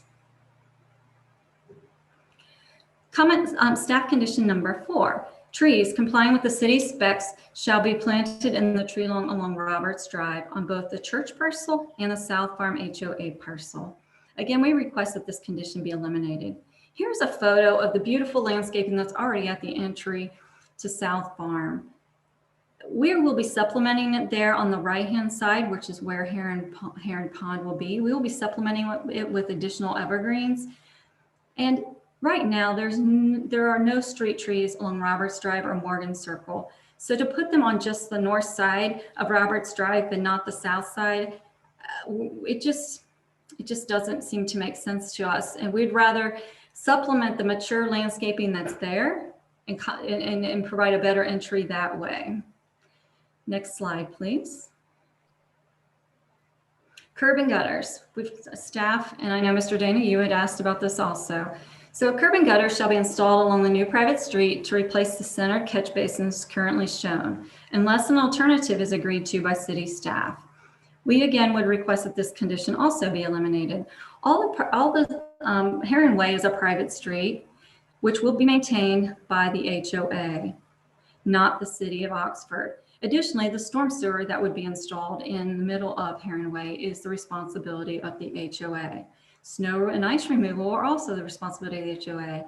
So the pavement and the storm structures are not the responsibility of the city. It is an expense to maintain those, and that is the HOA's responsibility, and they're aware of that.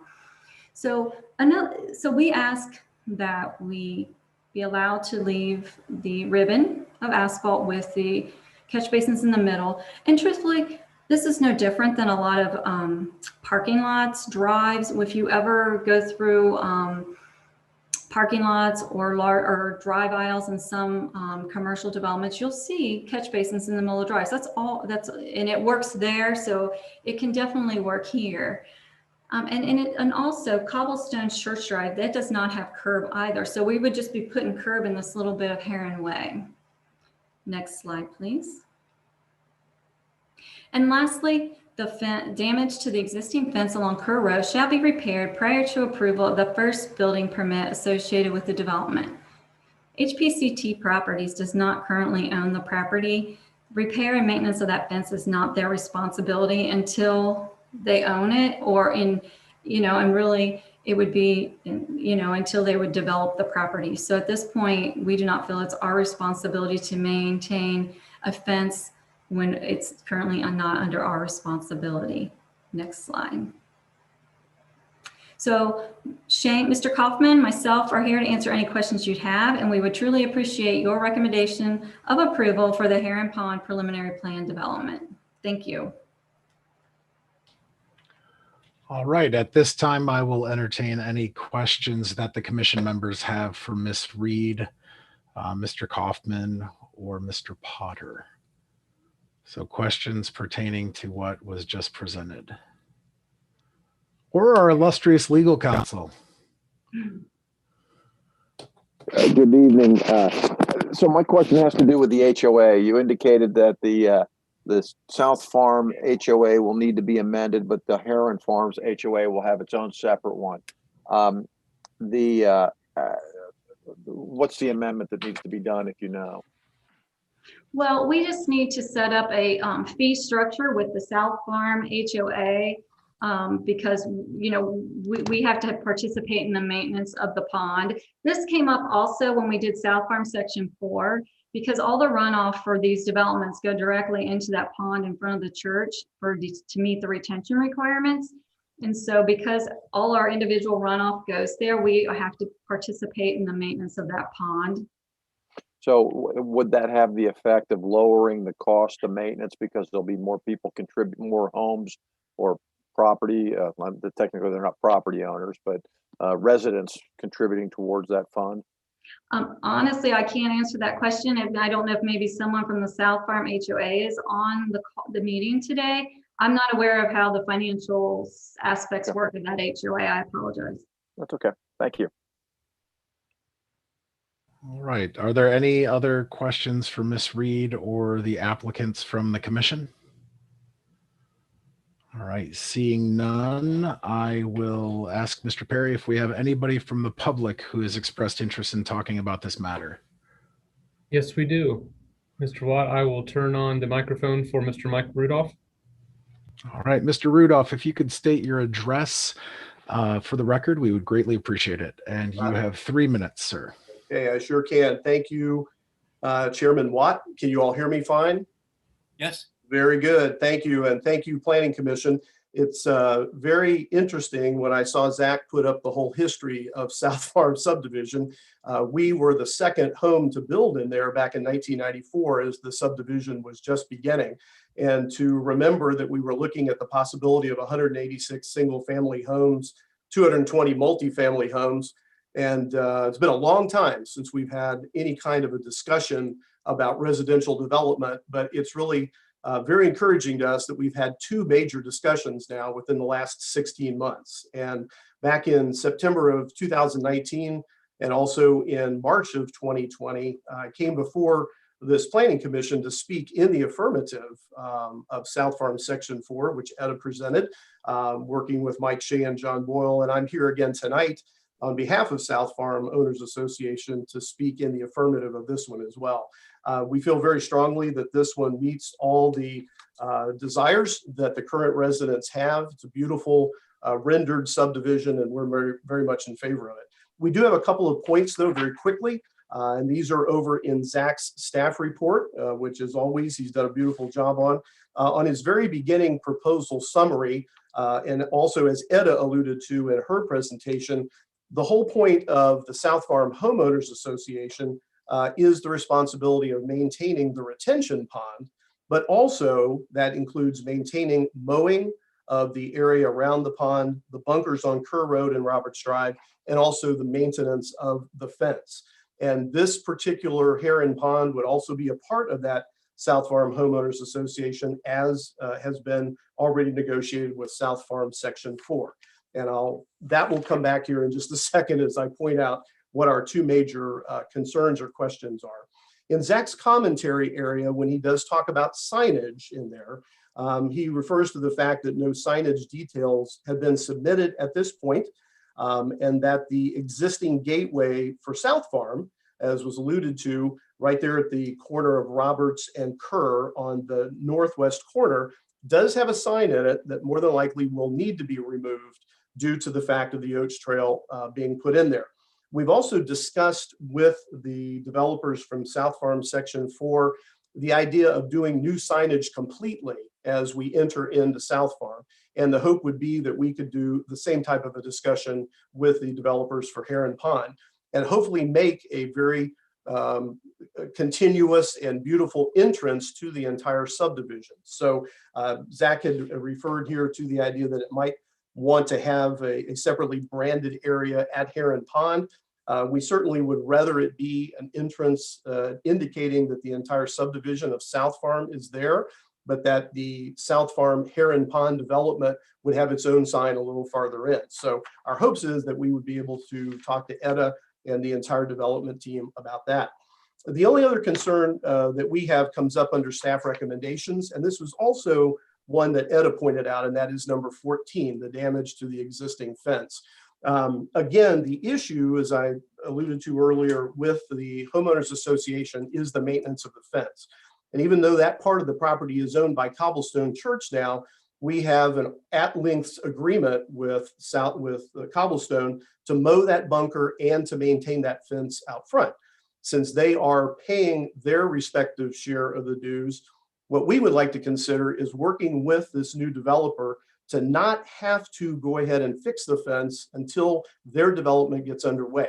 The idea being is that they need to remove any sections of that fence for construction purposes or moving of dirt or anything else that they would already have to pull the fence out. So the idea is that we would want to repair it at some point, but we suggest not making it conditional to the approval of their first building permit. Therefore, we're agreeing with what Etta is asking for there. So on behalf of South Farm Homeowners Association, I would be happy to entertain any of your questions as well. Thank you, Chairman Watt. Thank you, Mr. Rudolph. Mr. Perry, are there any other public comments or folks indicating they would like to speak on this matter? There are none at this time. Thank you. All right. Seeing that there is no other public comment, I will entertain a motion to close the public hearing. I so move. Mr. Dana moves. Ms. Blackmar seconds. All those in favor, please raise your hand indicating. All the hands are raised, so that's to the affirmative. All right, I will entertain discussion on this matter. From the commission, does anybody have anything they would like to share? This is preliminary, so they're in, and Mr. Perry, Mr. Prithridge, please jump in and correct me when I err. Being preliminary, we are having kind of a framing discussion to move this forward so that the developer or the applicant can work with city staff to hone the recommendation of the Planning Commission, at which time it will come back to us for final approval and then go to the council. So does anybody, Mr. Keebler? Couple of things here. Number one, I'm a little taken aback by the comment about we don't want the general public walking through our development. We worked hard in our subdivision ordinance and stuff to talk about, we're not doing gates, we're not doing that. We want all of our subdivisions to be considered, all of our neighborhoods to be considered that anyone can walk through and stuff like that. So I was a little taken aback by that comment. And along that lines, we pretty much insisted that all our subdivisions now have sidewalks.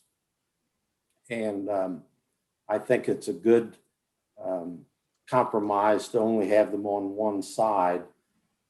And I really don't have any problem with eliminating the one along Kerr Road because, you know, eventually if we keep adding on out there, folks, Kerr Road's going to have to be improved.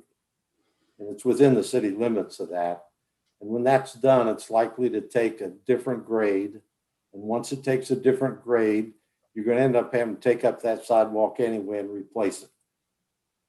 So I don't see a problem with that. But I do think the residents of Roberts and Section 4 up there need to be able to walk through there and walk over to the parking lots and back and this kind of thing. It doesn't need to be a loop, but it needs to have a path to do it. And so I think the 3-foot sidewalks should be required along one side of that street. The other concern I have is to have, I don't mind the center catch basins. Like they said, the city's not going to maintain it. They have to maintain it. They have to maintain the storm sewers. But every place I've been where they don't put in some type of curbing, people are running off and making ruts. And I don't care whether we had this discussion when we were doing the planning for Kramer School. They didn't want to put them around there. Go out there to Talawanda High School and take a look at that mess because they don't have that. Go out on Hilltop Road where I grew up. People can't stay on the pavement. So I don't know that it needs to be a typical city curb, but I think you can do a 12-inch wide or 16-inch wide where it's just a slight dip and up, but it keeps the pavement in. It makes it a lot easier to maintain because otherwise your driveway kind of breaks off and you can't keep the edges. So if they did a concrete, some kind of a suburban curb to keep that from happening, and if people start to get over too far, they can feel it and have to come back. And what I'm talking about, just kind of a flat 16-inch wide with just a, collect a little water or whatever. And you'd have to have a few connections into your drains there. But I think you have to do something there. And I think they're right about the fence. It needs to be done when the project's done, not before the first permit's in. That's enough. Thank you, Mr. Keebler. Other commissioners? Ms. Rosenberg. I just want to, I completely agree with what Mr. Keebler said about the curbs or some kind of curb on the side of the road. I definitely agree that will keep yards safe from vehicular traffic ending up in the road. Especially with, the kind of weather that we've just been having where you can't even, see the road. It's nice to have that delineation between a yard and the road. So I agree with him completely on that. Thank you, ma'am. Mr. Corey, I Keebler? thought of one other thing that Yes. I don't think Etta addressed. And that's the concern about being able to turn a fire truck in there without it being going off the pavement. Been there, done that. tried to drive those things. It's a little tough. Is this addressed now, Etta? Yes, we have submitted a new auto turn exhibit to staff. Yes, that's all been taken care of. Okay, thank you. That's it. Pardon me. Mr. Dana? Well, Ms. Reed, when you say it's been taken care of, could you just be a little bit specific as to what? Oh, sure, absolutely. Yes, we had submitted, Chief Deathridge likes for us to submit what we call an auto turn exhibit, where basically we show him how a fire truck can maneuver in and out of the site and stay within the pavement, and it makes him feel comfortable that the site will work. And so we have submitted a revised exhibit to him, or to staff, I should say, that shows that the fire truck can maneuver through the site and turn in and out while staying within the pavement. Okay, so that's something that you can engineer in order to satisfy the chief's concerns. Correct, yes. And that's part of your recommendation, obviously. Okay. Yes, we're comfortable with that. All right, I now grasp it. Thank you. Mm-hmm. Mr. Prithridge, I see you're unmuted. Do you? Well, I'm happy to have other people go before me, but yeah, I'll chime in whenever. Go ahead. So I want to thank the staff for such thorough analysis on this. And I also want to thank Ms. Reed and the developer for, I think, making a careful PUD that fits nicely within the site, like it's kind of context sensitive, and I appreciate that.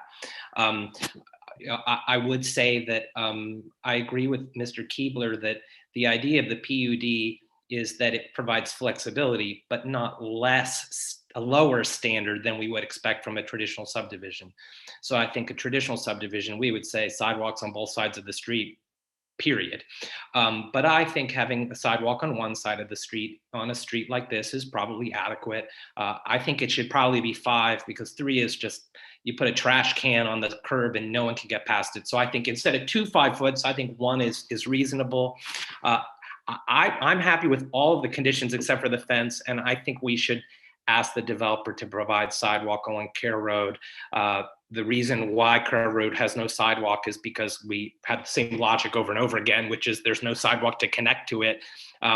We're going to need to have to provide a way for residents in these growing neighborhoods to walk into the city of Oxford. And that's a challenge that's bigger than this development, but it doesn't get easier if we miss the opportunity to add the infrastructure, which we would expect of a subdivision in any case. So yeah, I'm happy with the conditions. I'm agnostic about the drainage situation, but I think you're probably gonna have to do curbs anyway. I think a rolled curb is probably an appropriate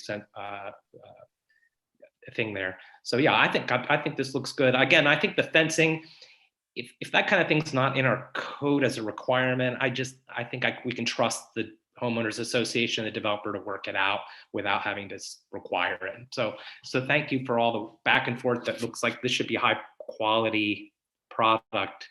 We just want it to be connected. Thank you, sir. I just have a couple minor comments. If other folks would like to go, they're welcome to. And I'm not seeing any movement. That's the beauty of having everyone in front of us. I agree with the vast majority of what my fellow commissioners have said. I would say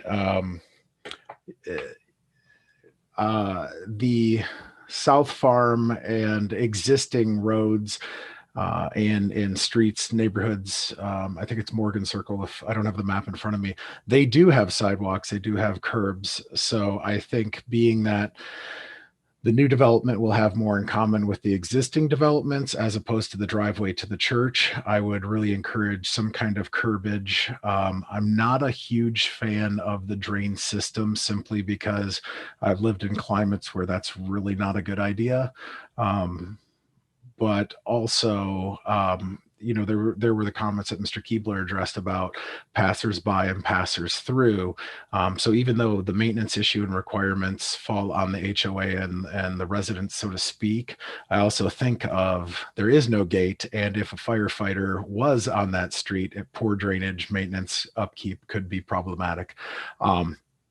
Agree on the fence, and then on the sidewalk, I agree with Mr. Prithridge, but ironically agree with Mr. Keebler. I think if there is the intent to have it put in either right away or as planned improvement for expansion of the road, I think it needs to be addressed, because especially out in that area, while there is recognition that the Oats Trail will be there, the first thing I thought of is everybody who wants to use the Oats Trail to go, let's say, from Morgan Circle to the church has to cross the street twice to simply do what they should be able to cut through. And the other aspect to the sidewalks through the street I would advocate is the Planning Commission and the city in general are looking for universal design, whether it's for our aging community or people with physical mobility concerns. So I would hate, especially if this is geared towards folks who are at or nearing retirement, for them to be forced to walk in the street. But those are my thoughts. Any other comments from my fellow commissioners? All right. If I could just make Mr. Dana. I assume my fellow commissioners agree, is that one of the things that I think makes this development attractive is the price point. That when you consider what Ms. Rosenberg said earlier regarding the need for affordable housing, granted what she talked about was rental, but the price point here is pretty unusual for many of the projects that I've seen. I mean, you're starting at 160,000. I just want to make the point that this has the potential to satisfy some needs of people who are looking for housing in that range, but not a lot more. That satisfies, it helps to satisfy the affordable housing need that I think is present in our community. Would others agree or not? Yes. All right, Mr. Well, actually, I'm getting ahead of myself. So at this point, this is a preliminary approval. So I would entertain a motion. Mr. Keebler, you're on mute, sir. About this mute, I would propose that that the preliminary approval be approved subject to the 16 conditions, except let's say 15 conditions, not including number 14. And that we probably have to argue a little bit about the sidewalks. All right. Etta has a question there, I think. So here's the fun Wanting of a little Parley revision Pro. here. We're technically in the middle of a motion. So if Mr. Keebler would pause for a second, I'd be willing to have Mr. Moore and Ms. Reed speak. All right. Ms. Reed beat Mr. Moore, but Mr. Moore, when she is done, feel free. Thank you. I have been communicating with Mr. Kaufman off to the side, and he is agreeable to installing some type of a modified roll curb and gutter along the 25 feet. We're also interested and willing to put 3-foot walk on one side of Heron Way. But I think when it comes to Kerr Road, we still would like that condition eliminated. And really the reason why, I kind of go back to what Mr. Dana said, we're trying to make the price point on these homes attainable. Every bit we keep adding to it costs us money. We're adding trees to Roberts Drive. We're constructing a portion of the Oats Trail. We're just trying to keep the price point of these homes affordable and attainable for the demographic you're looking for. So we would ask again that you do not require us to install walk along Kerr, but we will agree to curb and gutter and walk on one side of the street on Heron Way. Thank you.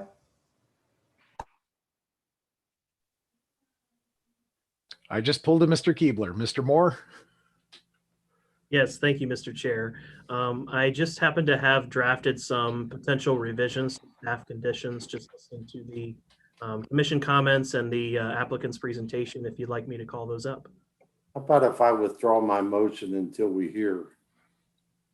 I think that is, thank you, Mr. Keebler. Mr. Moore, feel free. Okay, give me just a moment and I'll go ahead and pull those up. And I was just in the middle of typing one out. Can everybody see my screen okay? Yes. Okay, so for condition number 3, so the highlighted conditions are the ones that the applicant initially had issues with. So beginning with condition number 3, so originally that was specifying that sidewalks would be provided along one side of the private street and along Kerr Road. So the way I have it drafted here, just based on the general feedback that we're receiving, is that we would specify a 5-foot wide sidewalk provided along at least one side of the private street, but completely striking any mention of Kerr Road from that condition. That's the way I have it drafted now, not to say that that can't change with a formal motion from a commission member. Condition number 4 had to do with planting trees in the tree lawn along Roberts Drive. And really the reason for that condition is because the South Farm proposal has many trees that are already approved and adopted as part of their landscape plan that are planned within that tree lawn along the north side. So the plan is that there's going to be a 10-foot wide multi-use path that's part of the Oat system. And then there's a 5-foot wide tree lawn in between that and the roadway. So that profile is going to continue into the Heron Pond area. By the same token, I also understand the applicant's argument that there's already a lot of landscaping already there, and there's currently not any street trees in the tree lawn between the sidewalk that's there east of Morgan Circle, but south of Roberts Drive. So I was thinking about how to best word this, and you'll see that I haven't completed my sentence, but I guess I'll take it out. That this condition would offer the opportunity to reevaluate at the final plan development stage.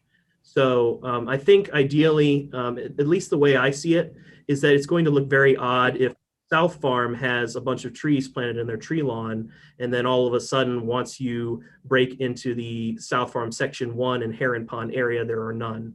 So I think the critical area where we would want to see additional trees planted is in that tree lawn along the Roberts Drive segment until it reaches the new private drive intersection with Morgan Circle and Roberts. That's just my 2 cents, kind of my knee-jerk reaction on the whole conversation. So take that for what it's worth. Moving on to condition 7. So I'll just go ahead and read this verbatim. So the way that we would recommend it read is to say the proposed street profile consisting of centered catch basins with storm sewers leading out to the quality basin and pond is allowed on condition that a suitable curb, and I put as an example a rollback, is provided, and the applicant can demonstrate to city staff satisfaction that there will be provisions put in place to ensure adequate maintenance of these private improvements in the future. If an agreement is not reached by the time of the final plan development submission, then the street profile would be curb and gutter per the city engineer's original recommendation in his comments. So that's the way we've drafted condition 7. So it's basically offering an opportunity for those private improvements to continue and be handled in a private manner, but we would want to ensure that there's some protection there in terms of funding and maintenance that would take place in the future. With condition 14, again, this is just sort of my reaction. I feel like there's a pretty general consensus that that condition should be removed, and I personally don't see any issues with that being stricken from the list. Thank you, Mr. Moore. 2 cents for everyone to consider. Mr. Keebler, you had made the motion. I will give you honors to have discussion or make a motion. I would move to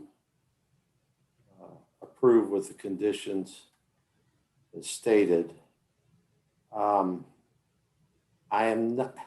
not really sure that that last sentence on number 7 is needed, because the applicant can demonstrate to city satisfaction. If they can't, it's just going to hold up the final. I don't think you need to threaten them with that last sentence. So I'd like to see that removed, and I'm okay with the rest of it. I would make that motion to that effect. All right. So the motion on the table is that the motion is to approve the preliminary with the revised conditions that Mr. Moore has provided, updating conditions 3, 4, 7, and striking the former 14, changing it from 16 conditions to 15. Do I have a second, Ms. Blackmer? So I have a Sorry, second. that was not, I'm sorry, that was not a second. Okay. Do we have any room for discussion at this point? No. Well, Or this is the motion on the table. I guess I am not ready to part with the Care Road sidewalk concept yet. I just want to make a point related to that. And is this not the right time? well, You need a second right now if there's a motion on the table. that's what I was going to say. Yeah. We can have discussion after a second. So, Ms. Rosenberg, are you seconding? Okay. So I have a motion and a second. Is there any discussion on the motion on the table, Ms. Blackmore? Yeah. So I just want to make the point, as others have, that if this is meant to be, housing for folks looking to age in place, that there's really no great north-south corridor access for anything other than an automobile at this point. It's an area unlikely to receive bus service. It's really quite stranded. And Care Road is a difficult situation. I understand that it's unfair to have this applicant bear the burden of this sidewalk in a sense, but on the other hand, it's an opportunity that we have open land to develop in this town. And for the people who you're building it for, at some point, this neighborhood will become more appealing if it has some kind of north-south axis. And we don't have anything like that for this whole area at this point. And I just feel like I'm not quite ready to give up on that premise. And perhaps this is a comprehensive planning issue. We know that with the Oxford Area Trail, one of our goals is to have spokes that go into town. And it is a bit of a planning oversight or a commons problem, but I think this is this would be a big lost opportunity. Yeah, I would actually, I'm sorry this got knocked out, and I would like to make a motion to add it back in, whether that's a friendly motion to the original motion or whether we have a second, that I introduce, because I would love to have a vote on this because I didn't hear consensus to take it out, but I'm not sure where the consensus is. If this were a subdivision, we would require 5-foot sidewalks on both sides of the street, and bam, we would just do that. We're giving them a break on the internal street. It's not unfair to ask for them to provide it on Care Road. And again, if we miss this opportunity, this is why Care Road's a mess, is because we've missed the opportunity over and over and over again. So, Ms. Rosenberg, before I proceed, Mr. Prithridge and Mr. Keebler, is there a friendly amendment to the motion? No, I'm not willing to. He will have to make a motion to amend. I will not change my motion. Okay, Ms. Rosenberg. So I'm really torn because I agree that Kerr Road is a complete disaster. It is. There's so many people that live, south of town that can use Kerr Road to get into town, except that it's dangerous, narrow, curvy, and has no sidewalks. So on the one hand, I completely agree that there should be sidewalk and improvements to Kerr Road. I agree with Mr. Keebler in that that whole road needs to be reexamined. It needs to be fixed. I don't know that asking the developer to make a sidewalk in that part, as much as when Zach said that condition in his original staff report, I thought that was a really great idea. But the fact is, if we improve Kerr Road, which it really needs to be improved, that sidewalk's probably going to be gone anyway. So the developer then pays for that sidewalk, and we really need to just improve Kerr Road. So I'm really torn. I'm maintaining my second with Mr. Keebler's original motion, but I just want to put out there that we really need to re-examine Kerr Road and get some improvements on it. I have Mr. Keebler, I see you, but I have, ironically, as the chair, I have a point of clarification for Mr. Moore. Or Mr. Perry. So I will let either of you field this. Would the responsibility in the future, if there was an expansion or some improvement to Care Road that required sidewalks to be installed, would that burden fall on this developer as a property owner? So for example, if I live on a residential street and all of a sudden they decide to put in sidewalks, would that be something that would be down the road, an obligation for them, or is that the city's cost? Mr. Perry? No, that would be the public cost to do that. Okay. And I did want to add a comment too. There's been some discussion about the Oates Trail. There's no funding for that section right now. The soonest available funding would be as early as 2025. So I don't know if that changes the direction you're going. I would also recommend that we not try to do comprehensive planning kind of on the fly. But for a little bit of background, there was at one time a desire to connect to South Locust Street over to Kerr. We do have in the long range transportation plan of taking South Main Street through the old landfill and the old high school property over to Kerr Road. So even though it is a little bit discouraging right now, there are some plans out there if funding were to become available to make this area more connected. That's not to say that having segments done at some point doesn't help support that in the future. I just wanted to give you a little bit more facts. You all can go whatever direction you would like to. I just wanted to add a little bit more background. Thank you. Mr. Keebler, then Mr. Prithridge.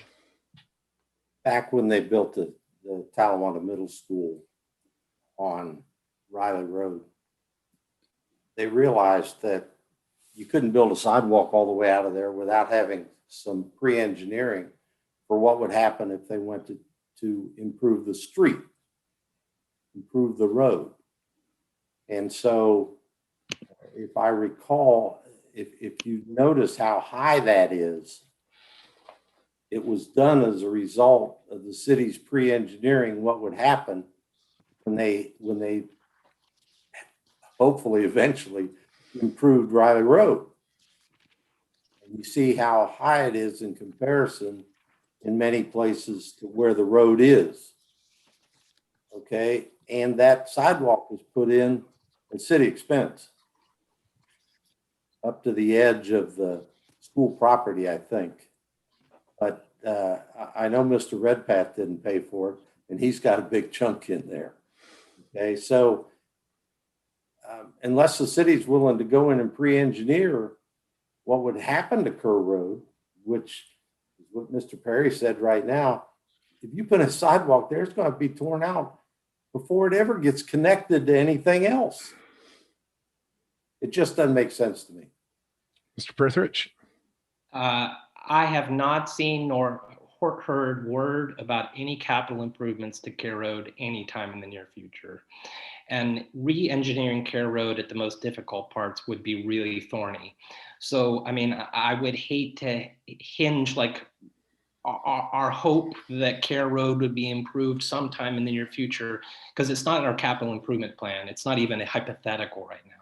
So it's, I guess I would say, the sidewalk can be placed outside of any potential future alignment that we might hypothetically consider. I'm just saying from a council point of view, it's not even a hypothetical right now. I live on Contreras Road that's never been upgraded from its rural status. So I think Care Road is even less likely. So if you think that the city should bear the cost of a sidewalk sometime in the future, and until that time there's no sidewalk, then it's fine. Mr. Keebler's motion is fine. If you think that making an incremental improvement to pedestrian connectivity that's generated by the development need and is paid for by the developer, this is the time you have to ask for that. Not in the final. The preliminary is the one stage when you have to do that, and that's fine. So we have a motion and a second. I will make a separate motion that we add a requirement for Care Road. And I guess when we do that, I would agree with you if there was any chance that it could ever connect to anything. Well, it's my commitment that we would get it. I mean, as a council, I would like to, we need to have a pedestrian connection on Care Road. We haven't figured out what that is, but it doesn't get easier when we miss chances to do the easy parts, and this would be an easy part. Can I offer a second to your proposal? Well, I so want to, the point is, I want to move it along. real quick, Mr. Dana. So technically we have a motion and a second for Mr. Keebler and Ms. Rosenberg. So we would have to, if you're making if Mr. Prithridge is making a formal amendment, not a friendly amendment, Mr. Connor, correct me if and when I err, we would take Mr. Prithridge and Mr. Dana's formal amendment to the motion and second, vote on that, correct?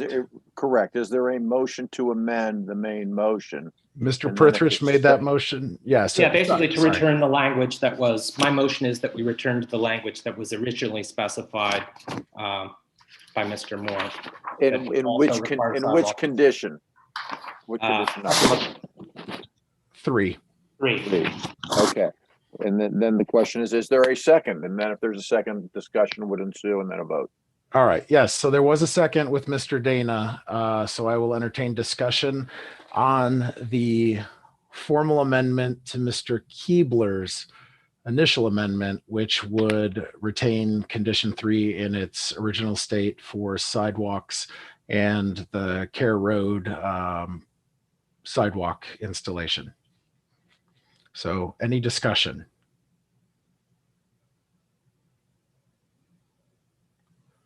I see a few contemplating. I see nobody raising their hand. All right, so if I don't see any discussion, Mr. Perry, I feel more comfortable on a non-voice vote, simply because I have a sneaking suspicion it's going to be close. That and it on Zoom, it sometimes helps just to make sure you've heard everybody. So I'll go through the list. And just to clarify, a yay vote is to approve the amendment to go back to the original proposal. A no or nay is to stick with Mr. Keebler's motion. Am I correct? I got a thumbs up. And which motion includes what Mr. Prithridge did? At this, Mr. Dana, at this point, a yay would be to accept Mr. Prithridge and your amendment. A nay would be to reject it and go with Mr. Keebler and Ms. Rosenberg's original motion and second. Thank you for the clarification. All right, I'll start with Mr. Prithridge. Yes. Mr. Dana, Yes. Mr. Bracken, Yes. Ms. Rosenberg, Yes. Ms. Blackmore, Yes. Mr. Keebler, No. and Mr. Watt. No. So the amendment to the motion passes. So at this point, the motion is that we approve the proposal as recommended with staff recommendations. Number 3 is still intact. Number 4 has been updated to be reevaluated at the final plan. And number 7 has been updated as presented by Mr. Moore. And then the old number 14 has been deleted, causing numbers 15 and 16 to become 14 and 15. So that hopefully is providing clarification on the motion on the table. We can continue discussion because that's where we were when the amendment. All right, is there any further discussion? I don't see any. So I want to go through the decision standards real quick. Is that correct, Mr. Perry? Yes. Okay. You could also accept the staff, just for the sake of time, if you wanted to accept the staff decision findings, kind of as a whole. You've had so much discussion. I think there's enough in the record that you could do it that way. All right. Everyone who's in favor of Mr. Perry's brilliant idea, please raise your hand. All right, super. So I will call the question and Mr. Perry will record the vote. All right. Mr. Connard. I just want to be clear, you're calling the question on Mr. Keebler's motion with Yes. the amendment, the Prithridge amendment. Yes, there was Okay. no further discussion, so I All right. was asking Mr. Perry to call the roll. Okay, will do. And I will start with Mr. Keebler, Yes. and then I'll go to Ms. Rosenberg, Yes. and then Ms. Blackmore, Yes. Mr. Dana, Yes. Mr. Bracken, Yes. Mr. Prithridge, With thanks to the applicant and staff, yes. and Mr. Watt. Yes. All right. In the interest of everyone's sanity and bladders, I am going to call a 5-minute recess. Mr. Perry will kill cameras and microphones. I have 9:20. Please come back prior to 9:25.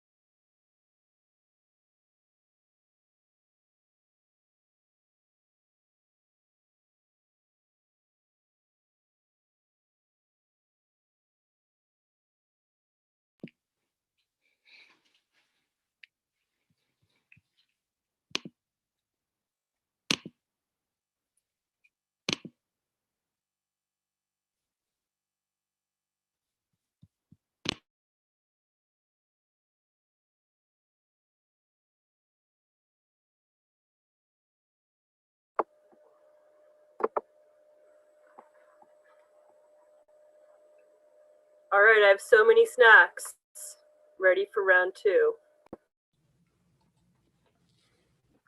Ooh, I'm jealous. All right. So we're coming back from recess. It's 9:26. Before we continue, I wanted to ask Miss Reed and the applicant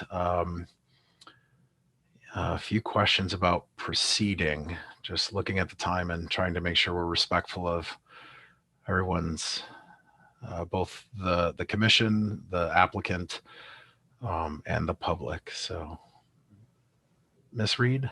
Yes. Mhm.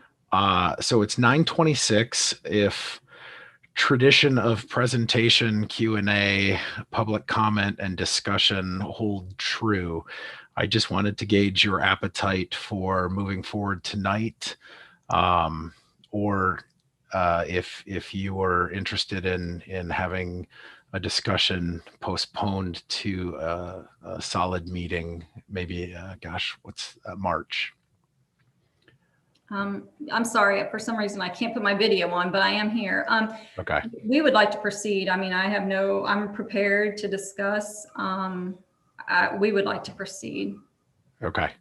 I wanted to make sure because I didn't want you to be halfway through a presentation or. Do you have a set cutoff time? No. Oh, okay. I'm good. I just wanted to make sure that we were respectful of your time, resources, and bandwidth. Yep, I'm good. All right. All right. So proceeding, we will now go on to PC-2020-18 preliminary subdivision for 1983 Lake Forest Drive. This is the parcel just shy of 18 acres, 21 single family lots, and it is 4-leaf development. I'm sorry. I have to, I'll accept a motion to adjourn to public hearing. All right. I have Mr. Dana and Ms. Rosenberg. So Mr. Perry can write them down as the motion and second in any fashion he deems they tied.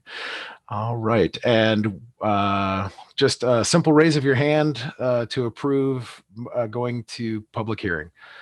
All right. All hands are up, unanimous. So from this point, we will hand it off to the staff to begin the discussion. Yes, thank you very much, Mr. Chair. Okay, final case of the night. This is PC 2020-18. This is the final case of the year 2020. It's a preliminary subdivision for South Forest Edge. That's the name that's being proposed. Quick details on the application. The applicant and the property owner are one and the same. It's 4-Leaf Development LLC. And they're represented by the engineer, Bayer Becker. Etta Reed is filling that role. And the site area in question is a little under 18 acres in size. The current zoning of the property is R2A, single and 2-family residential. And the proposal is for what we would call a straight subdivision or traditional subdivision proposal, which is following the base zoning standards and parameters. It's more or less residing mainly within our subdivision regulations in terms of this particular procedure that we're going through tonight. But the proposal is in fact for a total of 21 single family lots. Okay, I'm going to take you through the history. So I'm going to take you back to 2004. This is when this particular area was not within the city limits. This white area that you see on the slide, this totals about 174 acres. This was originally approved as a preliminary PUD, planned unit development, through Butler County. So this is something the commissioners at the time actually approved and acted on. Just to walk you through, just in a nutshell, the components that went into this. So the site that we're considering tonight is down in the lower corner. I'll call it kind of a boot shape. The street that was shown at the time has actually been built. That is now called Lake Forest Drive, and that connects up from US 27 up to the street that has been built that's currently named South Point Parkway. Originally it was named Woody's Lane. just to walk you through again the components of this plan. So the first part that got built, and I'll actually move to the next slide for this one, was a multifamily residential area that was originally named College Suites. That is now the Level 27 student housing complex. So that was the first component that was part of this original plan. To the south of it was originally planned for commercial uses. It was imagined that this would be kind of an office or tech park style of development. Obviously, that's not what resulted. What we have there now today is the annex housing development. And then walking through the areas of the original 174 acres that have yet to be built. There's, of course, the one that we saw last month at Planning Commission and what Council saw last week for a first reading. And that was for the Lake Forest condos project, what was called Lake Forest Phase 1 condos, which is down here in the upper part of the boot, I guess I'll call it. The area that we're considering tonight was originally envisioned for half-acre lots at a density of 2 to 4 dwelling units per acre. And as you will see in later slides, that vision is more or less coming true with the present proposal for the 21 single-family lots, staying within the density that was originally prescribed for the area. And then finally, 2 other sections to note. So there's this area kind of in the middle on the eastern side that is presently zoned R4 multifamily. And that area was identified for a density of 12 dwelling units per acre.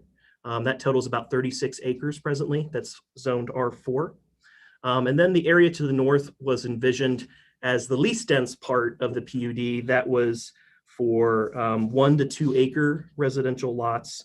And that area today is zoned R1A, which is less dense than our R2A zone that the subject site for tonight is zoned. So just again, moving forward through time. So here were the College Suites on the aerial image as of 2007. And then moving forward in 2018, you get the annex development that pops into the picture. And then here's how it exists today. And I went ahead and threw up the auditor's parcel boundaries on this aerial. And then I've identified the site under consideration, the 18 acres, as a bold black line. So pretty clearly identifies that there. Just to note the hydrologic features in proximity. So there's this blue line stream corridor. This is Lick Run. You may remember it from last month in consideration of the condominium project that's proposed up there to the north in terms of the drainage that's going to flow in that direction into Lick Run.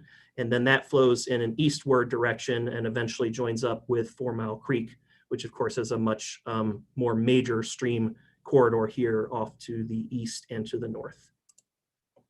Here's a look at the current zoning. So the R2A zone is in yellow. So you can see the entire site in question is zoned, in fact, R2A. There's the R4 to the north in orange, and then the R1A that is in green.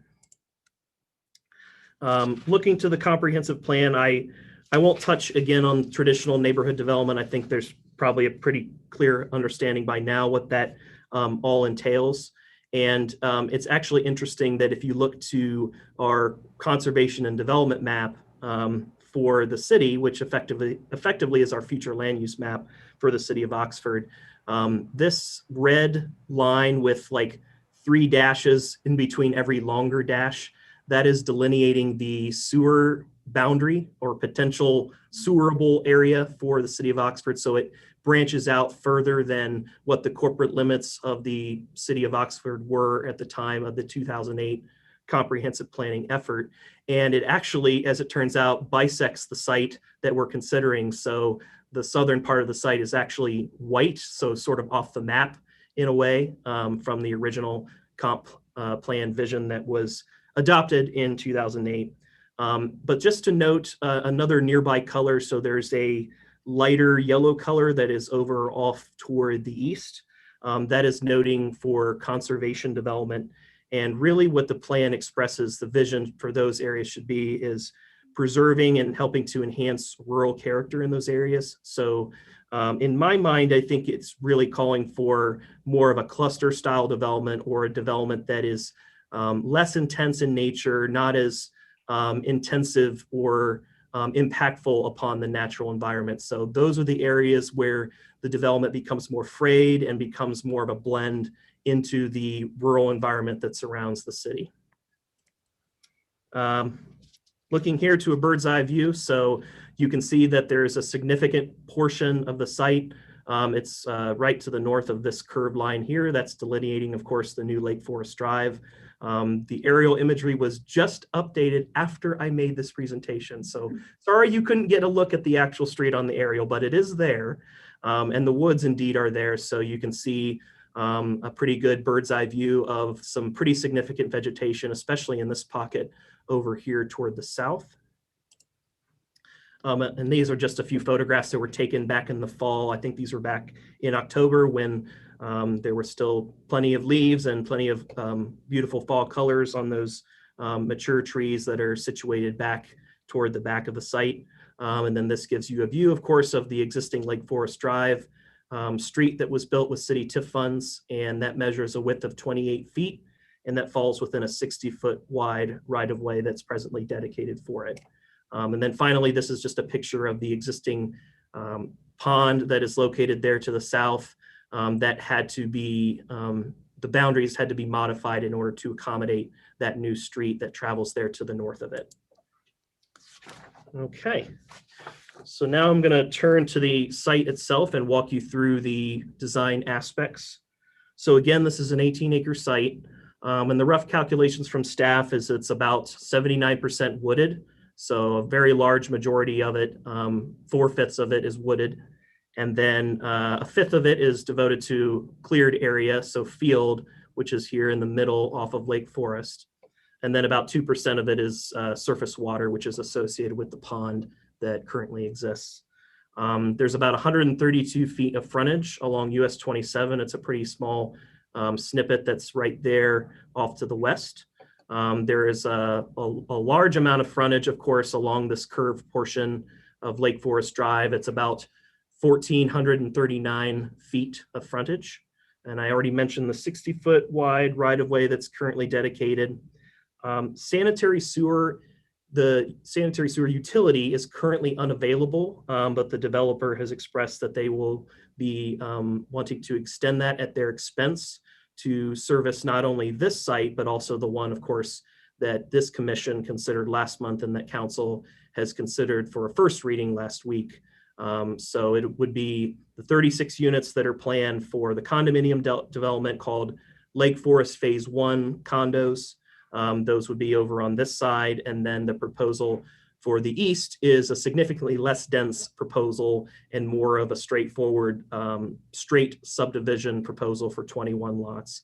So together, all of those units are planned to be serviced by a new sanitary sewer extension that at least understood conceptually by the folks here in community development that that'll be extended up from the wastewater treatment plant that is located to the north, and the line will have to be run up 4 Mile Creek and then up Lick Run, and then joining up with the site roughly in this location right here, and then gravity fed from these two developments up to that location.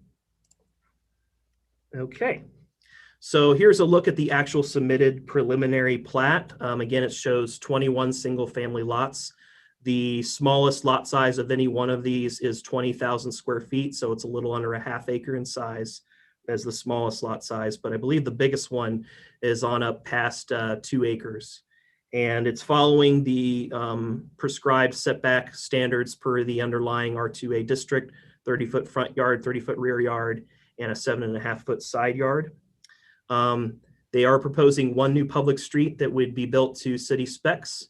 It includes what I call 2 elbows. I've sometimes heard the term knuckle to describe these. Basically, it's like a cul-de-sac that is in the middle of the street. So there's kind of a bulb here for vehicles to, I guess, turn around if they wish, but otherwise can continue on moving forward through that area and then basically making a 90-degree turn as they make their way through the development. So there's 2 of those proposed, one at the southern end, one at the northern end. I've also, the delineated. There's 2 retention ponds that they're proposing. There's the existing pond, which the developer believes will need to be expanded to appropriately handle the anticipated stormwater runoff that's going to be generated by this development, and ensure that it meets the city's stormwater management regulations, which our understanding of that is it regulates the rate of flow of the runoff of water so that it does not exceed the pre-development rate. But that when this development gets built, there will be impacts on the volume of stormwater that gets created, because obviously there's going to be additional impervious surfaces that are created. There's going to be additional water runoff that's generated. So the idea with the stormwater management regs is that it helps to control the rate, but not necessarily the volume. And I'll move to the next slide. The first issue that I would like to discuss, and it's mentioned in the staff report, is the connectivity for this subdivision. So the staff report recommends a stub street be provided somewhere to the east. So to explain the codes that impact this conversation, the main one in our subdivision regulations is a connectivity index. And the way that that index is calculated is by taking the number of links divided by the number of nodes. And I'll show you here in a second what those actually mean. But just to summarize briefly here at the beginning, so the current connectivity index that results from this proposed street network is 0.5. However, the code prescribes that a minimum of 1.2 must be met in order to be in compliance with the subdivision regulations for suitable connectivity. If the developer were to add a stub street, this would increase the index to 1, so it would effectively double it. It wouldn't meet the standard, but staff feels that this would get us into a comfortable enough spot with respect to the standard that the 0.2 could basically be offered up as a waiver as one of the conditions of the approval. And that's the language that appears in your staff report presently. However, we also recognize that requiring a stub is somewhat in competition with the goal to curb sprawl. And I think that is conveyed somewhat in the conservation and development map from 2008, just the mere fact that it didn't really anticipate the growth heading far or further in the southerly and easterly directions. So without providing a stub, that would basically be saying this is the defined edge to the city and this is the way we wish to keep it, and the rural areas off to the east and to the south should remain rural. That would be the position you'd be taking if you chose not to require a stub street. But to get into the index itself and explain what's going on there, I've got the nodes noted as dots and links noted as a red line. So this shows the current index. So the intersections with the main street that it's being connected to, effectively the entrances to the development, those can count as nodes. So there's 2 of those with the 2 intersections off of Lake Forest. And then staff's determination is that these elbows, even though they sort of resemble cul-de-sac ends, which are counted as nodes, that these are effectively, it's like taking a curved street and sort of clenching it down into a 90-degree turn. So our interpretation with that is that those are not considered nodes. It's just a continuous link. So you take the 1 link divided by the 2 nodes, that results in your current index of 0.5. And I'll just throw up an example here. So this is if a stub street were to be created off of the southern elbow, effectively turning it into a T intersection.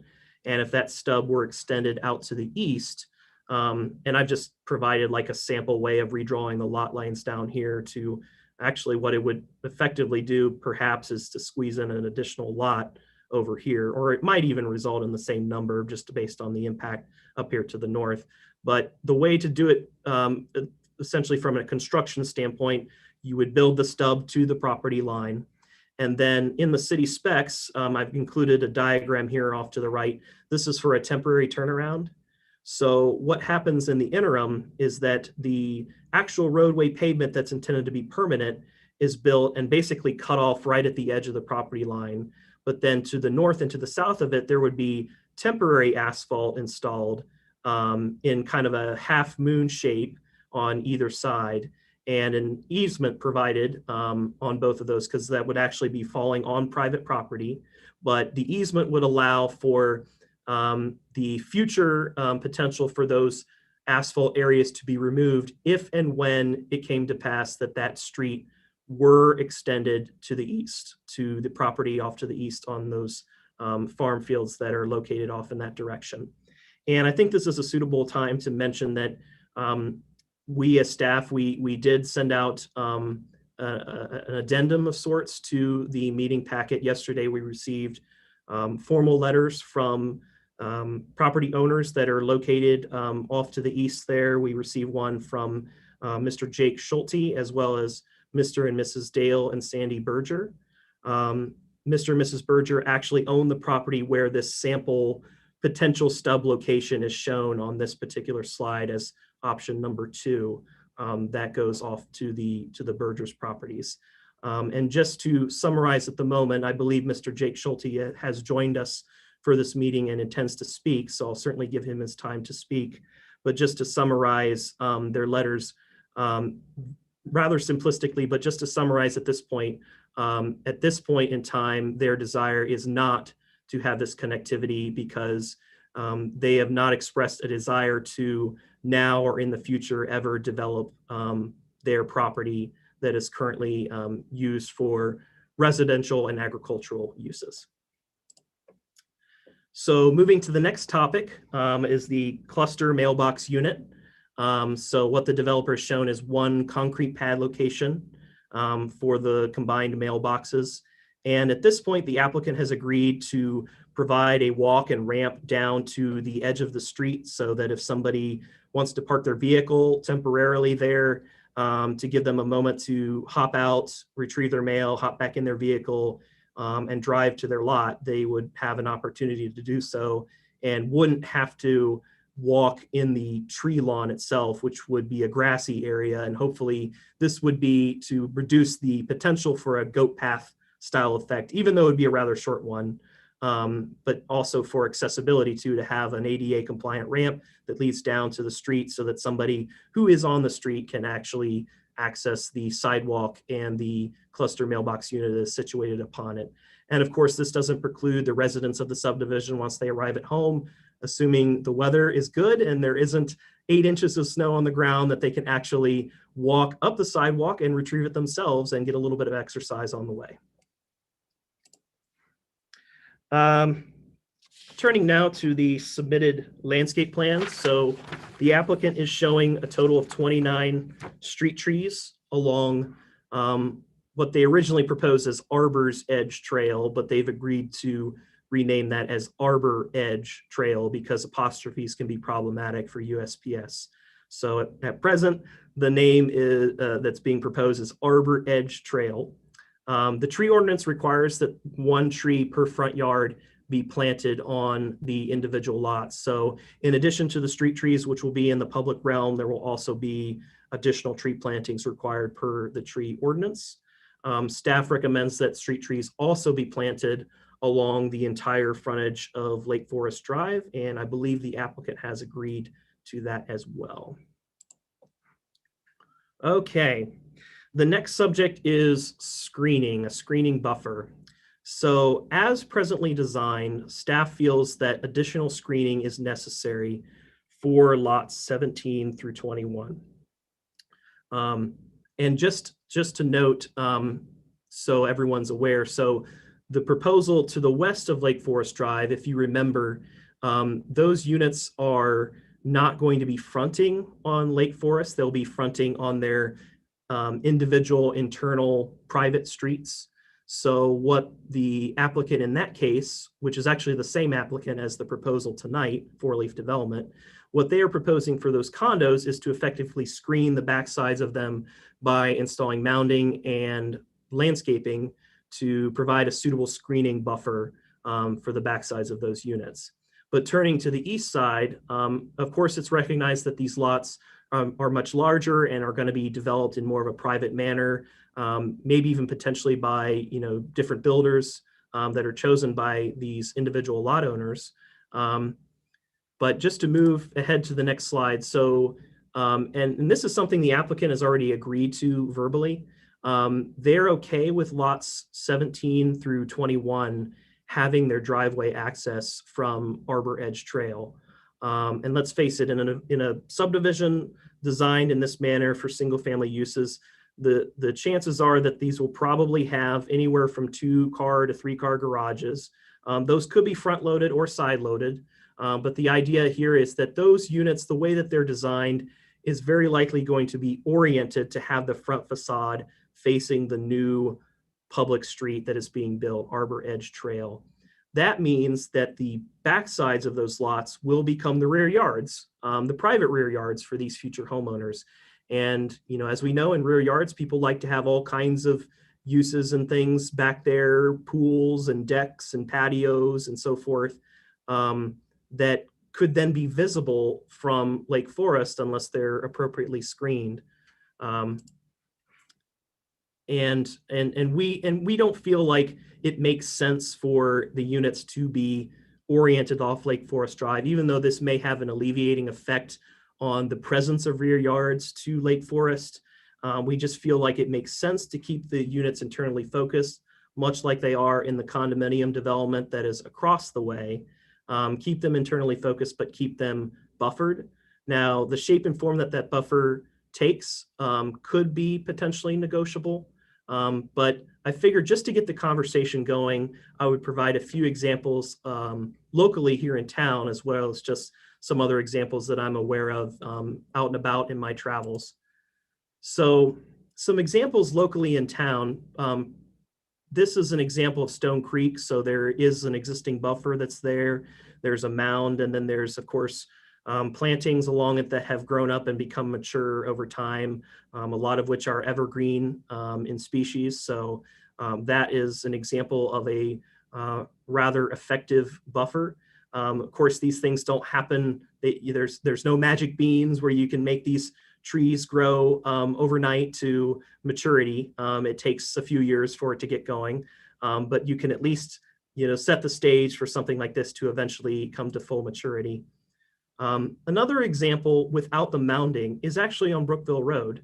Brookville Road has a nice screening effect along it, and these are actually rear yards that abut the what is effectively a collector roadway, which is Brookville.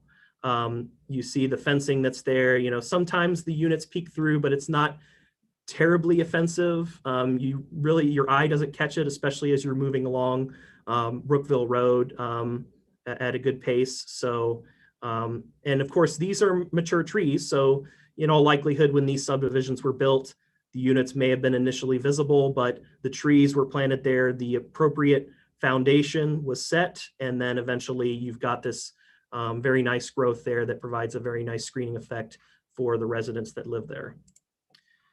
But just to give you some examples of what maybe we don't want to have result, or just to give you a sense for, you know, if you don't appropriately plan for something of this nature, the potential, you know, consequences of that. So this is just an example off of Liberty Fairfield Road. The units that you see here, they're about 88 feet from the road pavement edge that's here. Obviously, the road profile that we're talking about is very different. It's a curved roadway profile. It's essentially a collector, a mini collector that's going to service these individual developments along it. But just to give you a sense for, you know, the distances and the screening effect, this shows kind of a rather small sloping mound that's likely within an HOA's control in terms of maintenance. And there's some plantings that have happened along it. Obviously, those trees haven't had much chance to grow as of yet, but you can get a sense for what we're trying to help screen in this instance, because you see, you know, decks and hot tubs and patios and things of that nature. And it just makes sense for those. It makes sense for the city, the aesthetic presence of the street, as well as the private homeowners, to ensure that they have privacy for their lots. This is what we don't want. We don't want a lot that just has a 4-foot high privacy fence or a 6-foot high privacy fence. Our code actually allows up to 8 feet tall fences, as long as they are not within the front yard. So that would be measured 30 feet out from the right-of-way line. So within 30 feet, it can be 4 feet. Past the 30 feet, it can be up to 8. And there's really not a regulation on style of fence since we're not in the mile square area. Mile square districts have additional design provisions for fencing, but if you have very little landscaping and you just give these private homeowners free reign to do whatever, not to say that some owners, may be pretty sensible and decide, oh, let's plant a few trees along the edge. We can't leave it up to chance. We would rather make sure that the developer puts in adequate landscaping up front. And then once the private homeowner assumes control of the lot, depending on how it's worked out in terms of the maintenance, whether it becomes, a commonly maintained buffer or is more in individual hands, I think that's all negotiable. But what we're really after with this particular proposal is a desired screening effect that may not be 100% effective or even 50% effective at first, but eventually over time is going to produce the effect that we want. Okay, so that was a screening buffer. So now we're turning to driveway access. So lot 1 up to the north. I don't think this is a contentious issue at this point with the applicant. We would just prefer that lot 1 have its driveway access again off of the new public street, the internal street, not off of Lake Forest Drive, which essentially is serving as a collector roadway for these developments that are happening. Lot 16, however, so that is up at the corner of Lake Forest and US 27. We feel like this is an odd location for a dwelling near the intersection. Not to mention the considerations that may come into play later if there's additional improvements that are needed to this intersection, if signalization needs to happen or additional turning lanes or additional right-of-way that's needed. It would be better to just leave this as open space and not produce a potential problem where you're running into somebody's private rights to their own private lot that they've set up their new dwelling, their new abode to reside upon. We would rather avoid this as a potential issue down the line and seek the relocation, hopefully the relocation, if not the relocation, at bare minimum, we want to ensure that the driveway access for this pad is not off of 27. At bare minimum, it would be off Lake Forest, but ideally, we would want the driveway access just as much for the other 20 dwelling units that are proposed. We want all 21 dwelling units to have all of their driveway access off of Arbor Edge Trail. So just to walk you through this, so the applicant, they've noted this retention basin may shrink slightly in size, which would give you the ability to kind of situate that unit a little further back from that intersection there. So I've accounted for that with this slide. And then just to note the driveway options. So if 16 were to remain where it's situated, the green is recommended. So there is a cul-de-sac street that is proposed as part of the Lake Forest condos. We would ask that driveway connect with that intersection to form a 4-way. The red is prohibited by the subdivision regulations. It explicitly says you cannot have driveway access off an arterial. US 27 is an arterial, therefore it's just outright prohibited. Yellow is the second choice, so you could have kind of a winding driveway that winds around the basin then curves back to 16. But the reason that's the second choice is typically, depending on the garage placement, that also influences where the front orientation of the structure is. And just as I described earlier about that buffering, if you had the backside of this unit facing this intersection, that's going to look really bad. It'd be better if it was oriented. If it was going to be here in the first place, it needs to be oriented ideally toward Lake Forest Drive. But what was also mentioned in the staff report is in order to accommodate the same number of dwelling units in this proposal, the commission may, in this particular instance, given the very large lot sizes, this is much larger than anything we rarely see in the city of Oxford with half-acre lots, the commission maybe will want to consider a panhandle alternative where you have lot 16 situated behind 15, and you have a panhandle that serves as the ability to access that back area. Or you could even do a common drive with an easement if you wanted lots 16 and 15 to share the same driveway and cut down on the number of curb cuts. Either or, we feel like this is the best solution that gets us to the place where we want to be. And then just to give you an example, so again, imagining that Unit 16 was actually built where it was, if the commission was inclined to accept that, I think we have to consider screening at that location. This is an example off of Princeton Road in Fairfield Township. So typically when you've got a main roadway, an arterial or a major collector road, it's not very typical that you see a residential unit that is so close to that intersection. There's usually a buffer of some kind. Usually that's where the gateway features to these subdivisions are located. So there's a nice little gateway element and there's some associated landscaping there. And that helps to kind of provide a nice shield and buffer for the very first residential unit, which is typically the model home when these subdivisions get built. But again, with Lake Forest Drive and the function that it's kind of serving, based on the designs we've seen for the condos, where the backsides of those units don't engage with that street, we feel it's fulfilling a collector function and should basically be treated almost like a parkway with vegetation lining on either side, and it should not have any sort of dwelling unit orientation upon it. Okay, so these last few slides detail compliance with the city's latest adopted tree ordinance that was adopted last year. So what the tree ordinance requires for a major subdivision requires that the developer submit tree surveys for consideration. And for a large site such as this, we recognize that surveying is expensive. And the code recognized that when we put those amendments to the process last year. It allows for sampling to take place on sites that are over 1 acre in size. This is certainly over 1 acre in size, so we allowed for that. So the applicant did prepare some sample tree surveys for us. They used lots 9 and 18 as the samples. And then to show you a close-up of lot 9. So that's a pretty typical size lot that they've shown. It's a little over the 20,000 square feet minimum.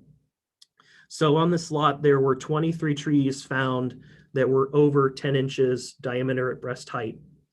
That is the threshold for regulation in the tree ordinance. It only regulates the significant size trees. So anything that's over 10 inches DBH has to be either preserved, or if it is removed and it is not exempt from removal, in essence, if it doesn't meet one of the exemptions in the code and it is removed, then it must be replaced at a rate of 1 inch caliper for every 2 inches caliper. That's kind of the baseline standard in the tree ordinance. So what was found with this particular lot survey, and the reason I'm showing you lot 9 is this is located in the thickest part of the site in terms of the mature vegetation that's there.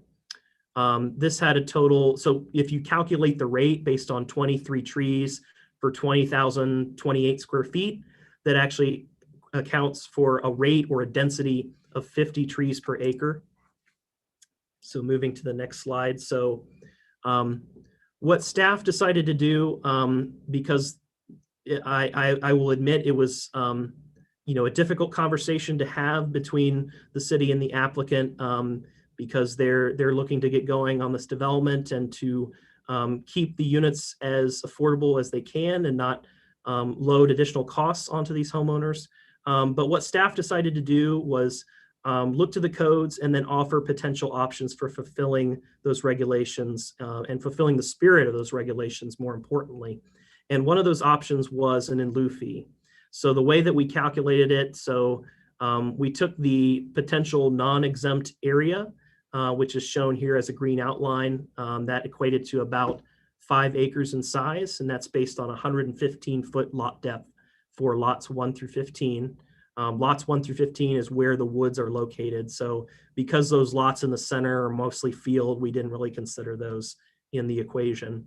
But when you multiply the rate by the acreage, that gets you an estimated tree total of 256. And then thanks to the Environmental Commission's work of adopting into the city fee ordinance, the $458 fee per tree removed, that equated to a fee of a little over $117,000. But again, there were 4 different options that were presented. This was one of those options. The option that the developer prefers is option D, which is to defer the surveying to the building permit stage. So when the builders go in and actually submit for their building permits, again, assuming hypothetically everything proceeds forward, the subdivision gets approved, the infrastructure goes in place and is appropriately bonded, everything happens, those lots get set up, they're created, they're recorded. When those building permits come in, that would be the time where we would be checking for the tree ordinance compliance. So we would check to make sure that every single lot that comes in, just like what's shown in the sample for lots 9 and then also lot 18, we would expect a survey of this level of detail and quality to be presented and submitted as part of those building permits. So that's the option the applicant prefers. And again, staff presented 4 different options. All 4 of those options we feel meet the requirements, meet the spirit of the regulations. So we have no opposition to choosing option D to proceed onward with individual tree surveys per lot. But again, just to show you kind of the math and the science behind that tree potential in lieu fee calculation for the trees, I felt it would be helpful to convey how that works. Okay, so that brings me to the staff recommendation. So we are recommending approval of the application subject to the conditions that are listed in the staff report. And I am happy to take any questions from the commission. Are there any questions from the commission? Mr. Perthrich. 2 questions. One's procedural. Our subdivision code, it's been a while since we've done this, or I've done this. The decision, we don't have decision standards for this specifically, Mr. Perry or Mr. Moore, but it's more what's on page 79 of the packet. Is that what we should be looking to in terms of judging? I know that people have development rights under zoning, but whether this particular arrangement meets our code, is that what we should be looking at? Yeah, just give me a second. I'm turning to page 79. Yes, what you stated is absolutely correct. So as a straight subdivision proposal, what we are basically checking for, we are checking for the design, the functionality of the proposed infrastructure, which in this case is mostly public infrastructure. And then we're checking for the suitable preservation of natural resources. So we're looking to ensure that the objective standards as well as the subjective standards of the subdivision regulations are being met. And the most subjective standards that we have in the code sort of resemble decision criteria without actually breaking them into individual pieces. And those fall in section 400, which are the general statements. All right, great. And this is a question that comes from the conversation in council that came out of the Planning Commission recommendation. So one of the decisions is thinking about what happens with the subdivision adjacent to the intersection, on the possibility that there might be future improvements needed at that intersection. We kind of talked about that with the PUD. And a councilor that raised the question of what is the traffic impact? Like, what is the build out scenario and what might we be looking at that intersection? So has staff had some time to take a look at that to provide the council Planning Commission a little bit of insight on what that study is? Yeah, I'm going to let Mr. Perry take that one. Thanks for the question. And I'll answer this, but I will say that this could get into a pretty lengthy conversation. And I have given a heads up to Ms. Reed about this, and we haven't had a chance to connect live about it. So yes, there was a question at council about the project across the street that already went through Planning Commission. So the city engineer did evaluate that, look at the assumptions that were made based on the development that was anticipated at the time the study was done, and determined that there is potential for a new traffic study to be required if there is a number of dwelling units that goes beyond 206 was actually the number of dwelling units that was anticipated when the study was done for the overall area, which would include the 2 projects, one that was already gone through Planning Commission and the one you're discussing tonight. So, but I haven't had a chance yet to talk to Ms. Reed. So whether that's of interest to all of the commission right now, I will say that there's other citizens that have been waiting for a long time also to make a comment. So yes, there's more to come on that from both staff and the applicant. All right. I have one quick question for Mr. Moore, but if any of my fellow commissioners have any questions. So Mr. Moore, when you did the $117,000 calculation for the trees, you got to love Alexa. It turns off whether you want it to or not. When you did that calculation, I noticed that parcel 16 was not included, but is that wooded at this point? And would that be impacted in the calculation of the green buffer zone? Yes, thank you for that question. That's a great question. So the reason that I left off lot 16, so the code exempts front yard and side yard areas. So because that's a corner lot, it's exempt. It is a rather large corner, and you're right to point out there are trees on it. But just based on the, we have to interpret the code the same regardless of the proposal. So that was why I was left off. With the orientation of the house having to be either or suggested to be either towards Lake Forest or the interior road, would that then become the back of the property? Well, okay, if lot 16, if the building pad site were kept at the corner as presently shown by the applicant, we would want the orientation to be toward Lake Forest Drive. Okay. That would be a corner. So the front yards would be along 27 and Lake Forest. Ideally, we don't want that to be a building pad. So if it wasn't a building pad and it was made a panhandle, then the panhandle would be subject to, again, if the in lieu fee option was chosen, then a new green area would have to be calculated. Okay. Recalculated. All right. Thank you. Are there any other questions for what Mr. Moore presented? All right. At this point, I will hand it over to Ms. Reed and Mr. Moore, who drives the PowerPoints. That's right. Thank you. Again, I'm Etta Reed with Bear Becker on behalf of Four Leaf Development tonight. And before you, as staff has indicated, we're requesting your recommendation of approval for a preliminary subdivision application for South Forest Edge. Next slide, please. As staff has indicated, this property is zoned R2A.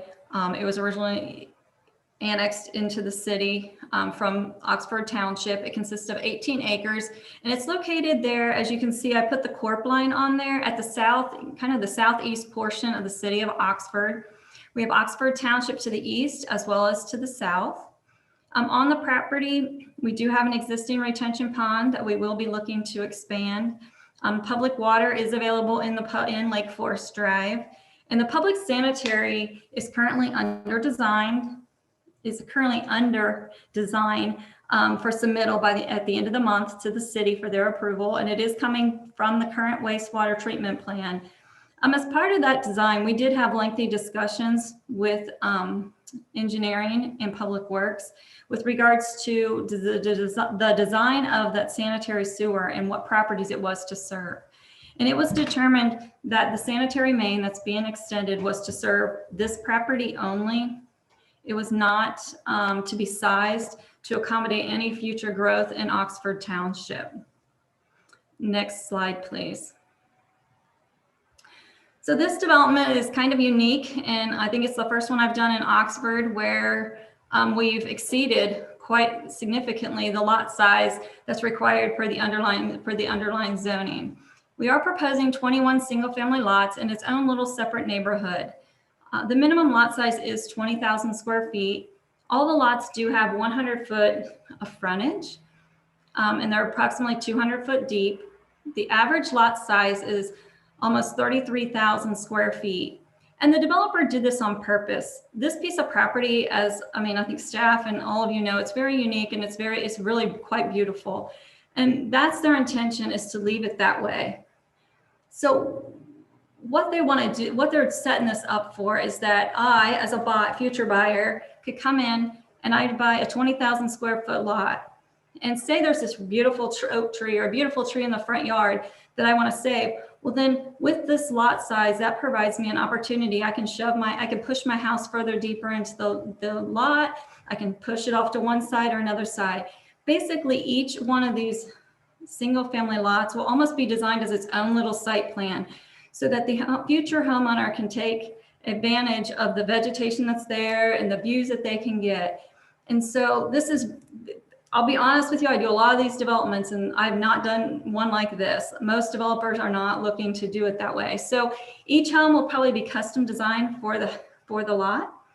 We don't have one single builder. Basically I buy a lot, Mr. Watt buys a lot. We could have different builders. They're not going to dictate who your builder is. It is a public street with street lighting, sidewalks on both sides. We'll talk about the waiver in a little bit, but we are asking for a waiver on the width. Arbor Edge Trail does connect at Lake Forest Drive opposite the two proposed connections for the Loop Road and the Lake Forest condos. And we will have two proposed retention basins on two of the lots. Those will be maintained by those individual property owners. So the lots 16 and 20 will have the benefit of a nice pond in their yard. Next slide, please. So I just, again, want to reiterate some of the differences between what we could do by right versus what the developer is proposing to do. Under R2A zoning, we could construct 60-foot wide lots consisting of 6,000 square feet.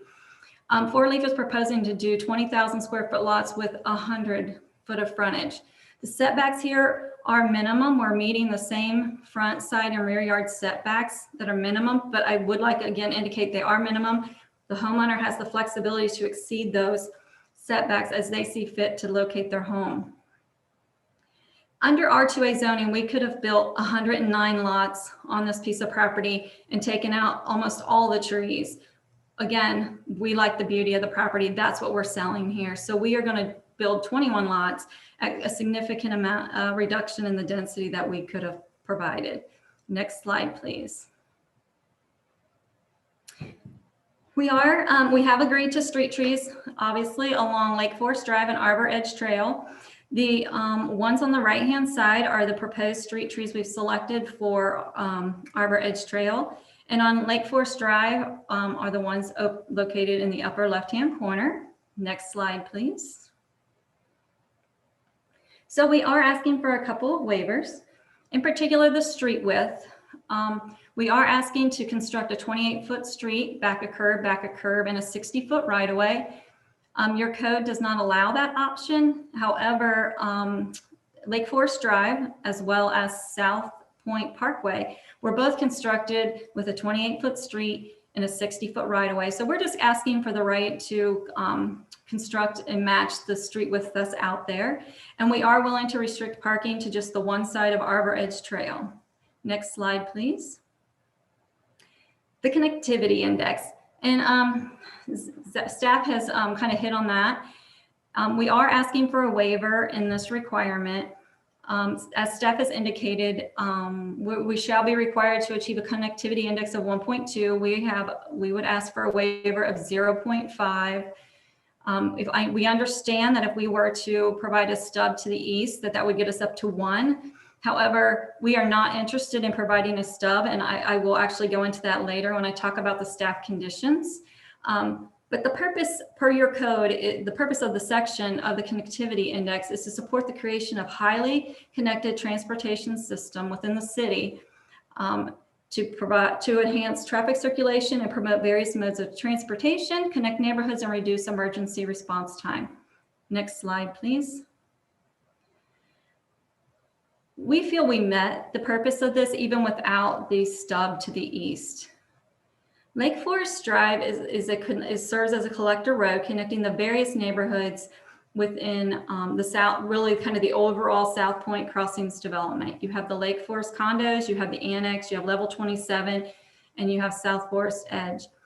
All those developments will have their own walk that'll connect to each other so the individuals, residents can walk from one community to another and walk north along Lake Forest Drive to South Point Parkway to get to the main path along 27 up near the new commercial building. So we believe that this will be a highly connected transportation system without the stub, and it promotes various modes of transportation. But also the two connections on Lake Forest Drive do provide two means for emergency vehicles to access the residents within the development. Next slide, please. So now I just want to briefly go into the staff recommended conditions. We are agreeable to all but 3 of the conditions, and I'd like to go into those now. So condition number 1 indicates that lots 20 and 21 shall have driveway access from the new public street. We have already agreed to that, and that is also indicated in condition 11, so it's kind of duplicative. But then more importantly is the buffer. We do not agree with the buffer requirement along Lake Forest Drive. We want to provide, as I mentioned earlier, the flexibility for these homeowners to design the lot the way they want it to be. The buffering is, a lot of it's about their privacy. I understand the visual aspect, but it's also about their privacy. And so we want to let them decide how they want to provide their own privacy. But also the street trees that we have selected will provide a nice buffer for the individuals to supplement the buffering that they will do when they move in and design their own lot. Next slide, please. Just to reiterate, this is the area highlighted in yellow is the area of concern by staff. What we selected are the proposed large street trees per your selected tree list. And as you can see, these are very bountiful trees, and the branches are rather low. They're not clearly to the ground, but they do provide a nice visual screen to the homes that are going to be located on Arbor Edge Trail. Next slide. In addition to the buffering though, these lots are quite rather deeper than what normal code would require. In your subdivision regulations pertaining to the buffering, it does say that every subdivider shall provide sufficient buffering or additional lot depth when the topographical or other barriers do not provide reasonable screening. We would argue that the proposed lot configuration meets the intent of the code. Lot 20, for instance, is over 219 feet deep at its narrowest portion where the home would be located, which is over double what would be the minimum requirement if we developed under the R2A code. Lot 21 is a corner lot with vast frontage along Arbor Edge Trail, so a homeowner could locate their home further to the east and provide plenty of room and distance and buffering on their own to the west. Next slide, please. So staff recommended condition number 11. Private residential drives for lots 1 through 21 are prohibited from accessing 27 or Lake Forest Drive. A note to this effect shall be included on the record plat. We would like that note, that condition modified to read that 1 through 15 and 17 through 21 are prohibited from accessing US 27 or Lake Forest Drive. We would agree that access for lot 16 should align with the future cul-de-sac on Lake Forest Drive condos, and that we are willing to put a note on the record plat to that impact. While staff did offer an option to make lot 16 a panhandle lot behind lot 15, that's really detrimental. You really, you're taking out a lot of trees to move that lot over there, but then lot 15 really has absolutely no privacy because you have a home right behind you. And so we feel that for the betterment of the residents there, it's better to keep the lot 16 as is and put the single access opposite the condo's access point. Next slide, please. Also, with regards to that access point, your subdivision regulations prohibit new driveway curb cuts off of arterials and major collectors.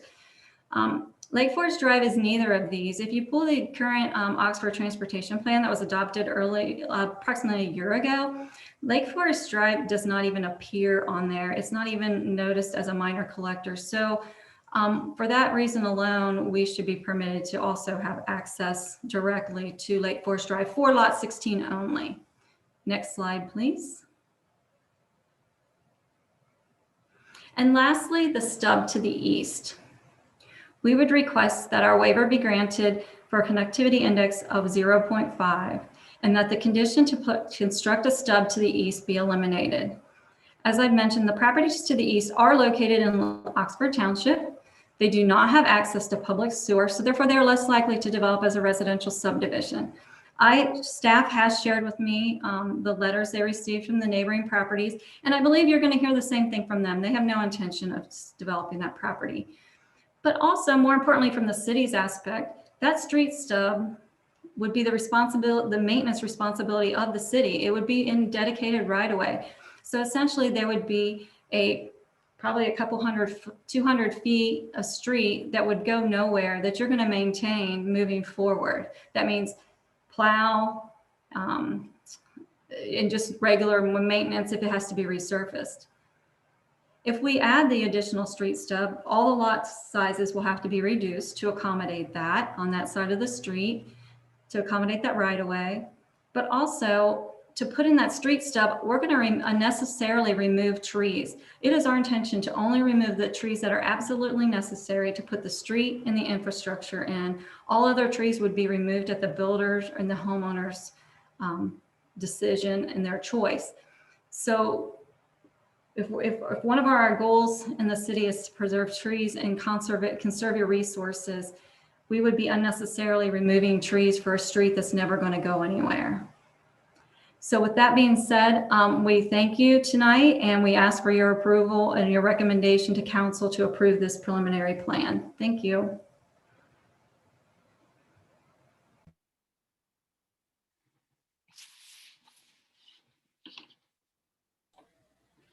All right. Are there any questions for Ms. Reed from commissioners about what she just presented? Mr. Dana, you're on mute, sir.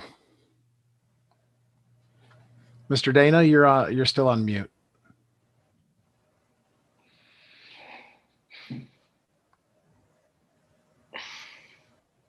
That better? Yes, sir. Okay, thank you. If I could refer to page 76. Actually, this is should be broadly phrased, but I see it as connected with staff recommendation number 4, and that is why the opposition to an HOA. That is why is that simply something that the developer says, no, I don't want to, we don't want to have an HOA. This is a straight subdivision. I'm trying to look for the underlying reason here as to why that is so and why that's beneficial. Yes, so yes, the Four Leaf is not interested in having an HOA. We don't have any open space to maintain. There's really no reason to have an HOA. The owners of lot 16 and 20, there will be notes put on the record plat, which is a recorded document that indicates that they are responsible for the maintenance and upkeep of the retention ponds. And that should they decide to make any revisions or modifications, they would have to go to the city engineer to get their permission to do any modifications to the basin. An HOA is an added expense, not only for the developer to set up, but more importantly for each of those homeowners to have to pay HOA dues. And so we're just trying to keep the expense down for the homeowner, let them put the money into their home and into their lot and not to pay HOA dues. All right, thank you. Mr. Perthrich. So, Ms. Reed, looking at our ordinance, which the subdivision ordinance kind of specifies that subdivisions try to protect sensitive areas and prevent removal of trees, and we have a tree ordinance. Can you tell me how the layout that you selected seeks to mitigate those negative impacts, if at all? Like, how did knowledge and the sensitivity affect how you laid out the streets and lots so as to preserve those natural resources? Sure. So as staff has indicated, the site is wooded. Obviously, if my goal was to not remove any trees, we would hardly be developing the piece. I mean, if you just look at it that way.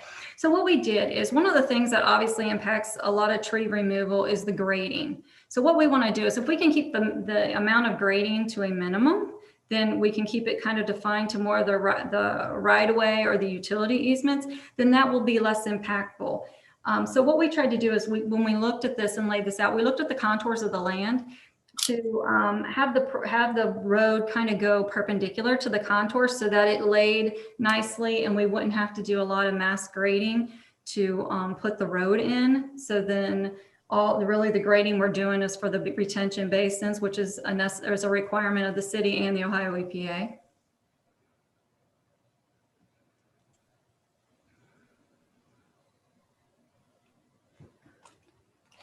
Any other questions for Ms. Reed? I do have one quick clarification. You had spoke to condition, I believe it was number 1 about the buffer. And how the placement of the property, or I'm sorry, the placement of the dwelling would potentially lead to there being open space or buffering. But also earlier you had said that there was a lot of flexibility in where somebody could place their dwelling on the property. Is there any way, as far as lot placement or design, where you could envision some kind of middle ground? Because I understand what you're saying with the spirit of they have a large piece of property, they could place it a little more privately, but nothing requires them to do it. And exactly to the point of, you know, the buffering is really for that person's property, but also I think there's the public good of a public street like Lake Forest. So is there any methodology or encouragement, enticement, enforcement to have them place it in a more logical part of the parcel? Well, like for instance, if you look at parcel 20, which is the one, it contains the proposed retention basin. Well, there are some trees in the eastern side of it along Arbor Edge Trail. There's no trees on the backside against Lake Forest Drive. If you're going to site a home there, one thing you always look at is the length of the driveway. That's a cost that it's an unnecessary evil cost that you have to have, but obviously you don't want to make your driveway any longer than it needs to be. So I could see them putting their house maybe right up at the building line or slightly back. There's really no reason for them to push it way in the back. If you know, ideally, if I was going to live there, I would want it up to the front so I could have a nice backyard and kind of look over that pond. That, you know, that would be an ideal situation. Lots 18 and 19, there is absolutely no reason for them to push it back, because if they push their home further away from the building line, any significant distance, they're going to feel like they're in lot 21's backyard. So I think when you look at those, I think those folks are going to place them closer to Arbor Edge Trail. And then there's also going to be a kind of a set line, and you'll see a lot of people like to line it up along the street. So with 17, 18, and 19, and 20, I kind of see them all kind of being more closer to Arbor's Edge Trail than I do back into the lots. I think where people will really take advantage of being further away from the building setback will be basically lots 1 through 15, where you have some beautiful woods that you could really nestle your house back in there. Okay. I always think back to my first house. I bought a house in a neighborhood that had 100-foot oak trees, and one of the neighbors cut every single tree out of the property and had no vegetation, and we never understood why they spent all the money on a wooded lot to make grass. So we could always hope that people do logical things, but that's why I asked the question. Mr. Dana. I may be struggling here, Ms. Reed, but what's in my mind, if you could bring back the slide, that corner where there's lot or house number 16, lot 16, and then 15. And I was trying to understand and looking, one was green and the other was red, if you recall what I'm talking about. I was struggling with trying to figure out, in spite of all the objections which were raised by the presenter to having a tree there, to having a house there, in spite of that, this still is viable from your point of view. And I'm trying to understand why. I just don't understand it. So we are opposed to having lot 16 behind 15 because basically lot 15 has no privacy. That is the option we do not want. We do not want the panhandle, because lot 15-1 has a house, lot 16 right behind it. And then they also have lot 16's driveway along the whole length of their property. So we definitely do not like that.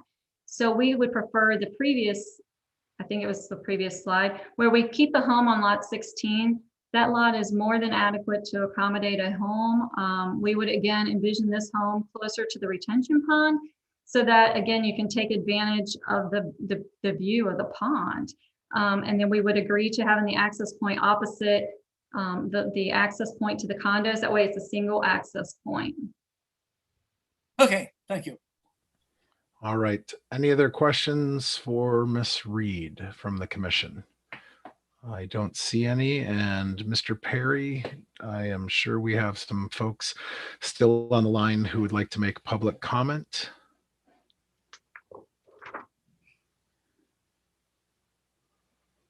Mr. Schulte, your microphone is on. If you want to unmute yourself, go ahead. Mr. Schulte, if you could, we know your name, but if you could state your name and address for the record, and comments are up to 3 minutes, sir. Alrighty, thank you. My name is Jacob Schulte. I live on 3898 Woodruff Road.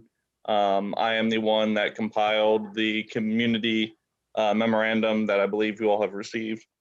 But really just again to kind of re-summarize the community's concerns. I mean, many of us have lived back here for several years now. And we have some major privacy concerns about this new development on the fact that if the homeowner can clear trees all the way to the back of the lot, well, anyone on Woodruff Road would have the ability to see into the backyards and to any of that sort of thing. So there's definitely a lot of privacy concerns. Speaking on behalf of the farmers that live back here on Woodruff Road, our way of life, our lifestyle, our habits, heavy equipment operation regularly throughout the day. There could be a lot of conflict of lifestyles between the new inhabitants and what we do. So really just to recap what the community would like to see is I know that it's been recommended to go with option D for the tree ordinance and just kind of more or less kick the can down the road for the homeowner to pay for the tree replacement. But the community would really like to see at least 20-foot natural buffer off of the back of lots 1 through 15 to more or less be not only as an environmental protection, but also a privacy barrier between the township and this new development. There's also a fence there that is in really poor shape that the community would like to see rebuilt and reconstructed. But yeah, noticed in this meeting, there's been a lot of talk about keeping the price down for the homeowners and being really concerned about the privacy. Well, building on that too, obviously there's privacy concerns on the front end of the properties, but there should be a privacy concern on the back end too, because speaking on behalf of, the farmers, you can easily see from Woodruff Road the back ends of where these lots would be. So, and yeah, so thank you. Thank you, Mr. Schulte. Mr. Perry, do we have anyone else who has raised their hand? Yes, we have Dale and Sandra. Mr. and Mrs. Berger, please state your address for the record, please. Hi, I'm here with my husband, Dale Berger. My name is Sandra Berger. We reside at 3907 Woodruff Road. We are the property owner, one of the property owners on the most eastern edge of the property. And I just want to say, number one, thank you for allowing us to speak. I was pleasantly surprised when I saw the rendering, with the proposal now. Many years ago when we saw the initial proposal, I mean, this has been going on for many, many years now. We knew it was coming, but now it's here and we have to deal with it. So I think on the original proposal, we were talking about duplexes and things like that. So we really are very pleased with the overall rendering that is on the ticket now. So my two concerns, number one would be buffering of the east edge of the property. We hope that the homes there would be prohibited from, coming up and building right up to the property line. And we would certainly like the trees and the, it's a very big canopied woods. I've enjoyed that woods for close to 50 years. My family bought their farm in 1966 and the additional 40 acres on what's now the Sissel property probably in the mid 70s. So we've had access to that ground for many, many years. Again, my concern is just, the privacy. We've gone from no homes to now 11 homes along that property line. And, we just don't know what to expect from new neighbors. And then our biggest concern that hasn't been dealt with and hasn't been even considered is Lick Run. And on one of Mr. Moore's slides, it was very clear we have lost a lot of property to erosion along 4 Mile Creek. My family farm, a farm I now own at 4050 Woodruff Road, goes down to 4 Mile Creek. And if you can look at the aerial photographs, where Lick Run intersects with 4 Mile Creek, we've lost about probably 40 feet by 150 feet of creek beds, probably 100-year-old trees, cottonwoods, sycamores, and it's right where Lick Run comes into 4 Mile Creek. So with the addition, and I think if you would go back over the years using satellite pictures, you can tell it's evident that this erosion started when it's corresponding with the building of the development of this original property, including level 27 and now the annex and now the new condominium. So we're really very concerned that this will just continue to escalate and be very detrimental to our property along 4 Mile Creek, where Lick Run empties into 4 Mile Creek. So I hope you would give that some consideration when you're talking about the retaining ponds that will be built, and construct them properly so that the water, has to stay in those ponds and be let out. However that works. And then also the wildlife, the wildlife has been pressed into our area over the last, over the years as that area gets developed, where we have loads of deer, turkey. This winter we've had groups of 8 to 10 coyotes. And I know with the new development, that's gonna, minimize their habitat that much more. So just to keep that in mind, we'd appreciate it. And I think that's all. Thank you. Thank you very much for your comments. Mr. Perry, is there any other raised hands from the public? No, there are none. All right. I hit the wrong button, so I apologize. I will accept a motion. Ms. Rosenberg, are you making a motion? I don't know if I'm allowed to do this procedurally, but I just really want to tell Mr. Schulte and the Burgers that I really appreciate, it's 10:30 at night when they got to, come and talk to us finally. And so I don't know what the procedure is, but I super want to thank you for sticking it out, because I really am glad to hear from, people that are affected by the decisions that we make. I think that's warranted. I'll accept a motion to close the public hearing. I so move. Mr. Dana moves. Ms. Blackmar seconds. All those in favor, please raise your hand. Let the record show all hands were in the affirmative. All right, now we can enter into discussion of the commission. So let me know who wants to go first. Ms. Rosenberg, sorry. Sure. So the first thing I want to say is regarding the stub road. I just wanted to bring that up because that comes to the forefront. That shouldn't happen. And I understand why it's in the code and it's a math problem, but that's the township. That's some folks that have lived there for 50 years. And, I feel like it's being kind of expansionist to here, we're going to make this stub road. So in case we decide to develop in the future, I feel like Ms. Reed has said, these are really significant lots. These are beautiful lots. Like, you know, it's funny Zach put up the picture of Stone Creek because like I love to walk around Stone Creek. It's like beautiful properties. Like they are, some do look like they copied off of each other and some of them are different. And it's just always a joy to like look at those different properties. So, you know, our housing study did say that high-end properties were something that the, you know, city needed.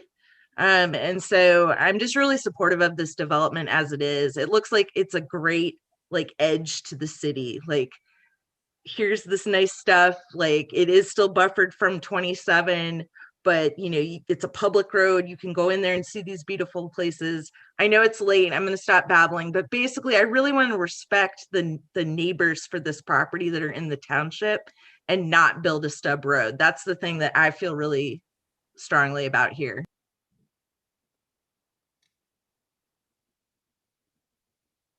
All right, Mr. Keebler.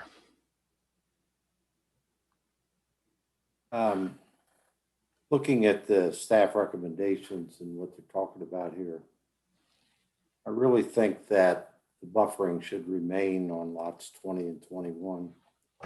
I would hope we're real reasonable about what we're doing there, but frankly, I don't trust future homeowners to do the right thing. I think some of the examples of what Zach showed us just makes it me leery. I go out Contreras and look at the area between the railroad tracks and Jacqueline Drive. It's awful. So I really think that that's a requirement for some reasonable buffering along the sidewalk or the backside of the sidewalk should be required. But again, I hope we're reasonable there. I don't think we need to see huge mounds and walls and all those kinds of things, but I think we should keep that. I certainly agree with the changes that Ed has recommended for number 11. 16, it's fine to allow it to go out next to or opposite the driveway to the other development. Makes sense. And I don't think any other requirements need to be made on that lot. And I certainly agree with Shauna on the stub street. It just doesn't make sense. If we really want to create some potential future connectivity, the same people own the next piece of land to the east. Okay, and if we want to, and I'm sure Miss Reed and her group will probably be the ones that work on that eventually. And I think putting some kind of an easement between this property and the next property that would allow somebody to put in a street at some point in time makes sense. But with these 21 lots and what it would do to those, I don't think it makes sense. And I think the waiver for 13 to the 0.5 is just fine. And I would make a motion to that effect if people are done, when people are done talking and there's some consensus. That's, I would say, the staff recommendation with those changes to 11 and 13. May I ask Mr. Keebler, what kind of buffering you think is likely to go in there, given the choice that people have? You don't want. It could be just plantings and a mild, a mild berm of some kind. Just needs to be dense enough to shield those things. Can be required by. And I'll leave that up to staff. Mr. Dana, do you have any other observations, thoughts, or comments? Me? No, Mr. I wanted Dana, to. I was okay. I thought you said Mr. David, which I thought was rude. No. Mr. Dana, do you have any Yeah, other? I'm sorry. I thought I was. Mr. Prithridge was trying to steal your I thought thunder. no. Go ahead, Mr. Dana. No. I just was curious when Mr. Keebler, I agree with him totally, and I agree with Shauna very much, and particularly when it has to do with limiting urban sprawl. I mean, I think there are many dimensions and many reasons why going against this stuff makes sense. But what I was trying to get here with Mr. Keebler was simply what kind of buffering there would be and how the nature of that buffering could be controlled. That's all. That's my only question. Perfect. Dr. Prithridge. I'm happy to let other people go before me. I thought I said Mr. Davis. Ms. Blackmar, Mr. Bracken. If either of you would like to go before Mr. Prithridge, Dr. Prithridge. So I guess I have two things I guess I'm trying to understand. And one is the approach to the tree preservation policy. And I think I buy this idea of that being something that's negotiated in the individual designs. But there's going to be a lot that property owners who are buying here need to be informed of. Obviously, the high water table, the fact that they will be on the hook for our tree policy. And then I think the other thing that I do have some questions about is how it will work. I don't have a great sense of the topography of the site, but given the concerns around runoff, if each of these properties is being custom built, there will be a need to ensure that the water flows are being controlled as they are spot designed in this custom way on the site. And I do love, this is a beautiful site, it's a big opportunity, and obviously there's really amazing things you can do to design within nature, make sure that the water flows are going to go the right way. But it's a project, right? It's going to be a project for each and every one of these. And so I guess I think I can hope for the best, but I can also imagine how maybe it would be either hard to sell these or maybe wouldn't go down quite in the way it's being envisioned. So I guess that's the concern that I like the idea of it, but I think that there will be some communication, and as I think Mr. Schultz said, you're kicking the can down the road on a lot of that. Thank you. Mr. Bracken? Okay. I just wanted to give you the opportunity before Dr. Prithridge. Thanks. All right, so I'll say, well, first I'll talk big picture and then I'll talk details. I have to say that this proposal kind of makes me sad. I want more housing in Oxford, and I want the development that's sensitive to the natural environment. But this is a subdivision that's basically as far from town as it could be. And we can talk about the connectivity stuff. The opportunities to really design it in a way that was sensitive to the natural environment, whether that was conservation subdivision would have been an option here that would have enabled clustering. A PUD, even what you did across the street, enabled clustering in a way that, I understand the desire. These are beautiful lots, but I'm not sure Woodlands improved upon by turning them into residential lots with houses scattered evenly, lot by lot by lot. And I also recognize it could be worse. You could go with more density, and so that's good. But I do, I look at the letter and the spirit of our subdivision code. The hope is, you're trying to look at the sensitive features and then plan around them. And the tree ordinance is not just about mitigating what you're going to have to take down. Ideally, you're looking at how to lay out the things so that you don't need to disturb the mature woodland. So that leaves me with, okay, you've got zoning by right. Does this meet the standards of what our subdivision ordinance asks? I mean, it could be worse, but it could be better. And so I'm struggling with that. And I'm not sure what I think about it, because if I look at the decision standards or the purpose statements, both of this and of our tree ordinance, I didn't see how this was informed at all by sensitivity to the site, and I apologize. Other than the fact that woodlands are really attractive building lots, I guess. But this is going to lead me to some more specific things. I think the conditions as placed make sense, and I think that I'm happy with all of them. I think I agree with the direction of the discussion about the stub street. I'm a believer in the stub street idea because we're always short-sighted, because we always think that the land next to the last subdivision is the last. That's the edge, right?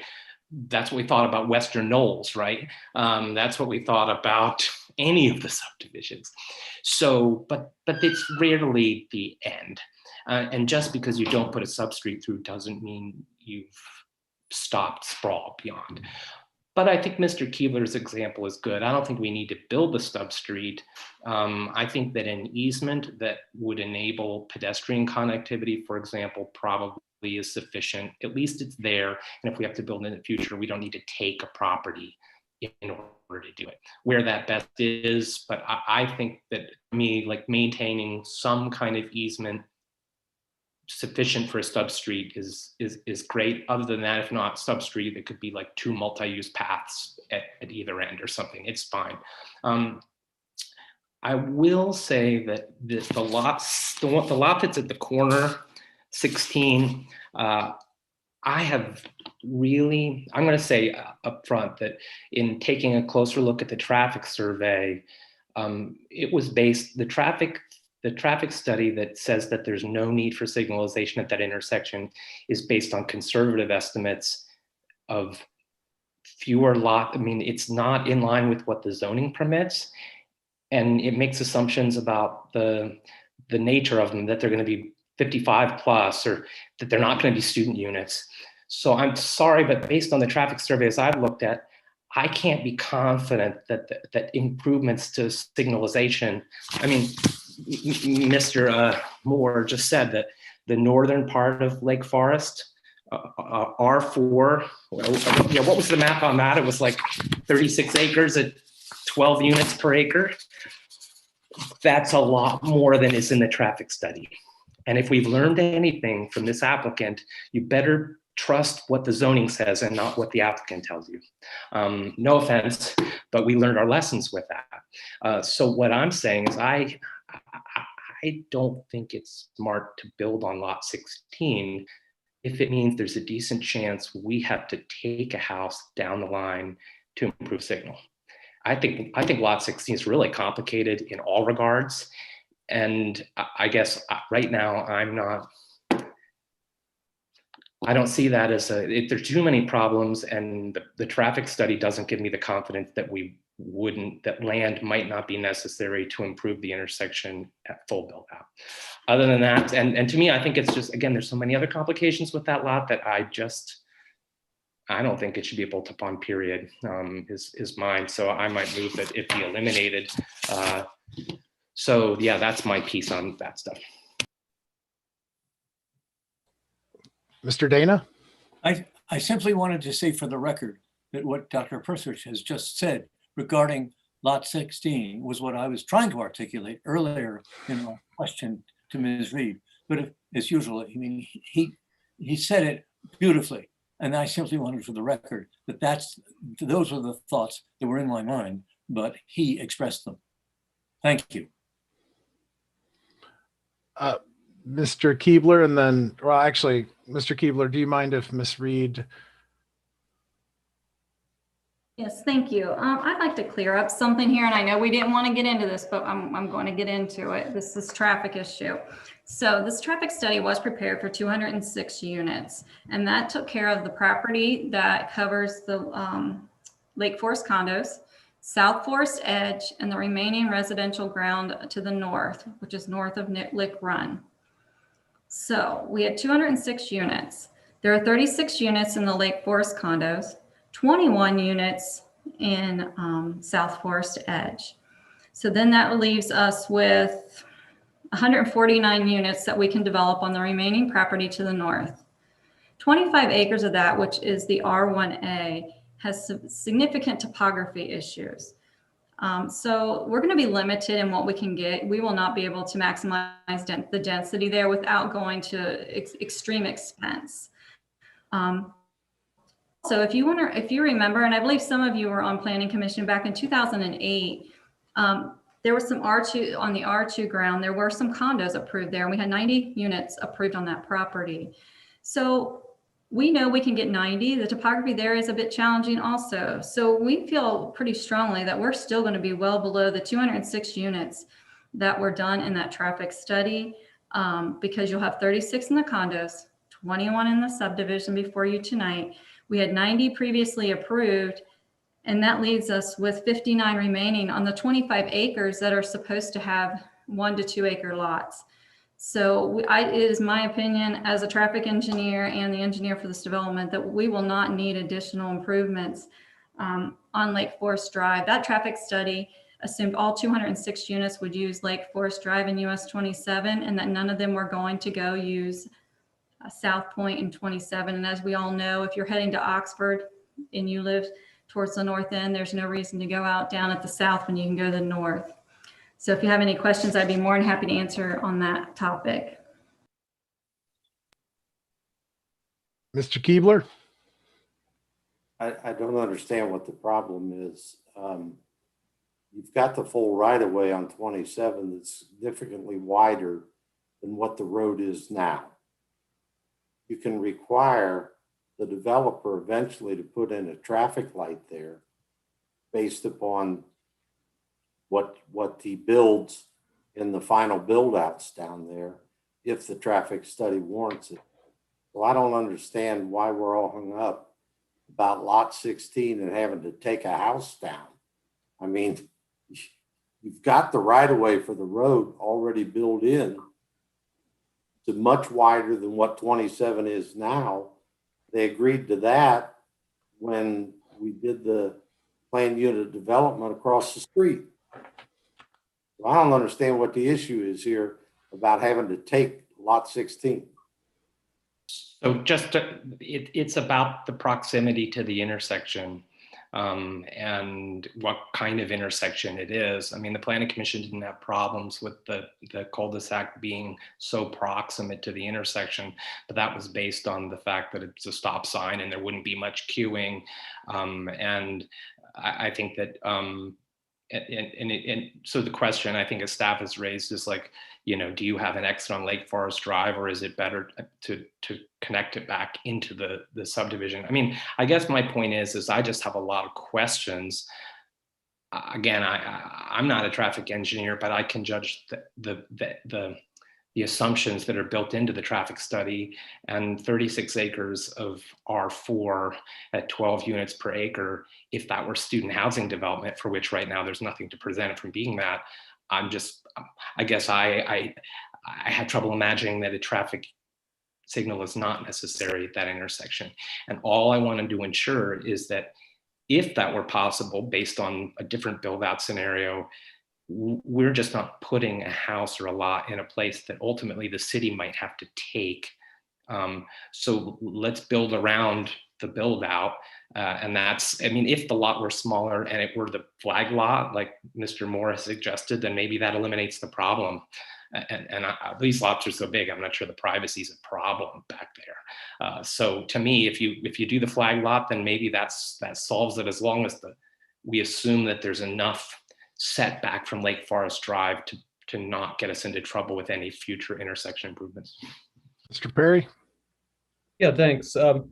So I put some questions to Ms. Reed about this topic today, and she and I, as I said earlier, haven't had a chance to talk about this, but my primary question was, at what point does a certain number of dwelling units potentially trigger the need for additional land or additional queuing space? For example, if the curb cut location for a driveway off Lake Forest Drive would be affected, or if signalization or some other improvement to the intersection would be necessary.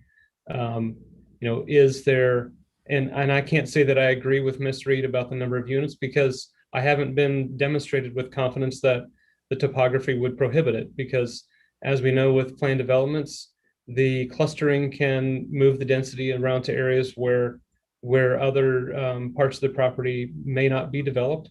And so that essentially can allow the density to be maximized, perhaps not to what the zoning would allow, but to a higher level than what would be a low density. So maybe we can't answer that question tonight, and maybe a middle ground could be for the applicant to accept a condition that would allow this to be further looked into between the preliminary and final, potentially revise the plans for the final to accommodate that.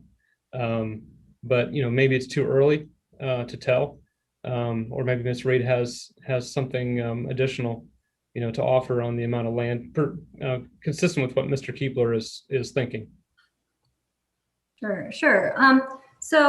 If a traffic signal needs to be installed, a traffic signal would not necessitate the need. A traffic signal alone would not necessitate the need to obtain additional right-of-way. As Mr. Keebler indicated, we're giving you additional right-of-way on 27. We can put the signal poles in there.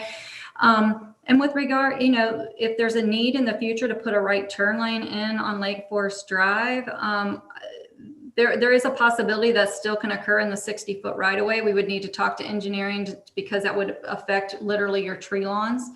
But a 3-lane roadway can fit within a 60-foot right-of-way with sidewalk. Let's see. And I did get Sam's questions, and those answers can be arrived at. I was not able to do it this afternoon. There was not enough time because it really is, we have to run some analysis. It's not a matter of just say, oh, well, 300 more homes warrant a signal and warrant road improvements. It's not that simple, unfortunately. So we would need to do some analysis to tell you, how many more homes, at this point, after the approval of these 2 developments, we have the right, basically per the traffic study, we have the capacity for another 149 units, residential units. If we exceed 149 residential units, you have the right to ask us for another traffic study to determine what that impact is and if that signal is warranted or if a right turn lane would be necessary. Okay. I have a couple questions, comments, possibly a request. So an observation I have is Dr. Prithridge and other folks are talking about the potential of the R4 in undeveloped land. But the reality is if I am somebody who lives in the annex and I am going to Meyer or home to Cincinnati or wherever, I'm using Lake Forest, I'm not using South Point. So I think we're forgetting to factor in the back half of what's already developed. The other, I'm not a huge fan of parcel 16 simply because I think the detached nature, if we're trying to have a wooded continuity and take advantage of that, lot 16 screams of me gas station at South Point. It's just so detached and completely unconnected to its surroundings. It might as well be a completely different parcel, but that's just my observation and opinion. I'm a little concerned about, I like the opportunity to let the builder or the resident have some say in the property. I think the flexibility is enticing, but being the pragmatic person I am, what's to prevent something between now and 3 years from now impacting that? Because if we're not going to do a tree study or an analysis until it's built, 3 years from now, there could be something completely different, either maliciously, naturally. I mean, and these aren't, lately we've had a lot of scrub trees. We've had a lot of, oh, it's already been cleared. I'm very familiar with this area because I'm the crazy guy who likes to go up the road that was just built and take a look. These are 80-foot trees. These are thick trees. So it's a little different than the honeysuckle that just happens to grow. So I am concerned about kicking that can down the road. And something Mr. Schulte said fascinated me. A lot of times in planned unit developments and these conversations, we talk about buffers and preservation of woods. And I know there's a direct offset of clustering, and then we have common public areas, but being quite familiar with that area, especially with all the work in previous, I mean, last month we were talking about the north side of the street, but also with the gas station in that area, I've become pretty familiar. And he said something that I thought was interesting, and I'd like to ask Ms. Reed, and I know this is preliminary, would the developer be interested, able, receptive to a 20-foot buffer? Because I think that accomplishes a couple of things. It helps with the preservation to the township, which is inherently different than the city. But also, I think that would answer my and other commission members' tree conservation concerns. So is that something that they would be open to? I mean, obviously there's always caveats. If there's an ash tree that is dying, you can take it down. But I mean, it would prevent somebody from deciding they'd like to have a 200-foot driveway and back their house as far up as they could. Actually, they are not interested, but as per code in this district, we have a 30-foot rear yard setback. So we cannot put a home within 30 feet of that rear yard. So by the rear yard setback, you all really kind of automatically have a buffer, if you want to call it that. We cannot put a home all the way back that way. It's a buffer from a dwelling. It's not a buffer from a bulldozer. Well, that would be, that you are correct, but as a future potential, let's just say if I was the homeowner, it's going to cost me, I have to pay, what is it, $458 to remove those trees, or pay a replacement fee. So most individuals, and I'm not going to say everyone, but most individuals they're buying these lots for the trees. And so it's going to cost them money to remove them. They're going to have to go through your tree ordinance. So it's really, I can't imagine why someone would do it, but we've all seen crazier things. But we are not interested in providing a buffer. We want to give these homeowners the opportunity to do what they want with their property. Okay. The last thing I was going to say, I think I see some consensus with the stub road. And for anyone who has ever driven down Tollgate, our favorite street in the neighborhood is Anderson Drive. It is a stub to, I think, one person's driveway. So I would be okay with that, simply because, as the adjoining property owners had said, they have no intent. They have a different lifestyle. They have different livelihoods. I would be okay with having that or Mr. Keebler's option of an easement. But yeah, as far as a paved entity, I think it's a waste of resources. So, Mr. Keebler. When you're talking about the buffers on the back of the property, if you look at the one kind of topographical whatever map, and there's no page number on it, so I can't tell you. It's somewhere around 100. Okay. You look at this, there's probably a 50-foot row of trees on the adjoining properties.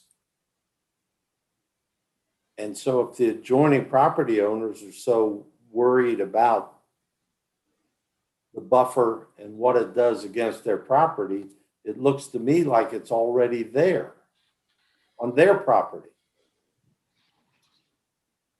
And between that and the tree ordinance, I think we're pretty well protected here.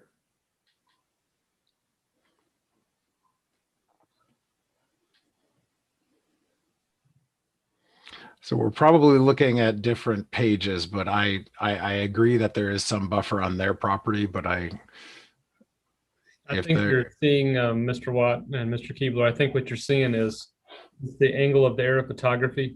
It makes the shadow of the tree look farther east than it actually is.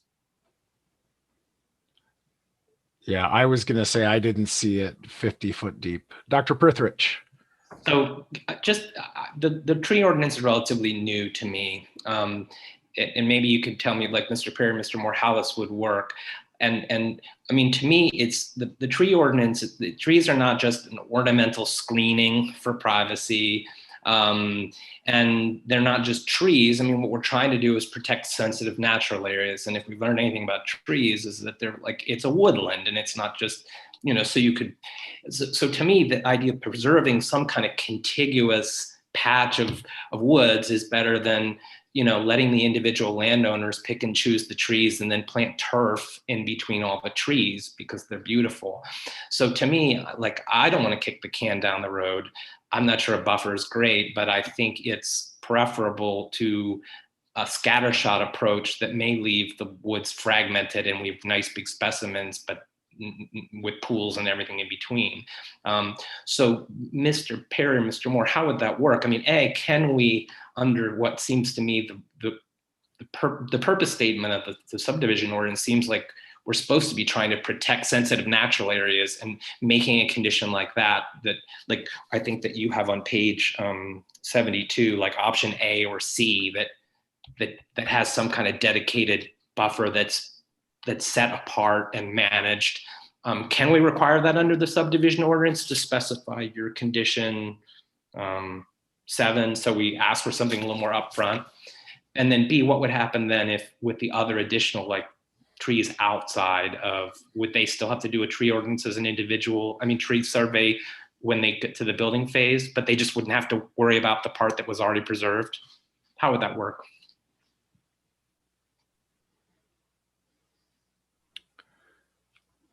Mr. Moore lost the draw.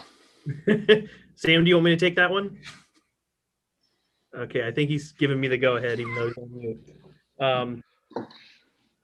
I think I'll answer your question by first starting with what the goal of the tree ordinance as written was aiming to achieve, which is that it was expected that major subdivision submittals, it was completely unrealistic to survey every tree. We, wanted the surveying to be done more on a sample-based manner, but then also just, observing the natural characteristics of the site and sort of, as you say, help to protect those significant pockets of mature woods as best as possible. And the way that we tried to set up the language, because we were starting, the Environmental Commission strongly recommended we needed a tree replacement ratio. We needed a formula.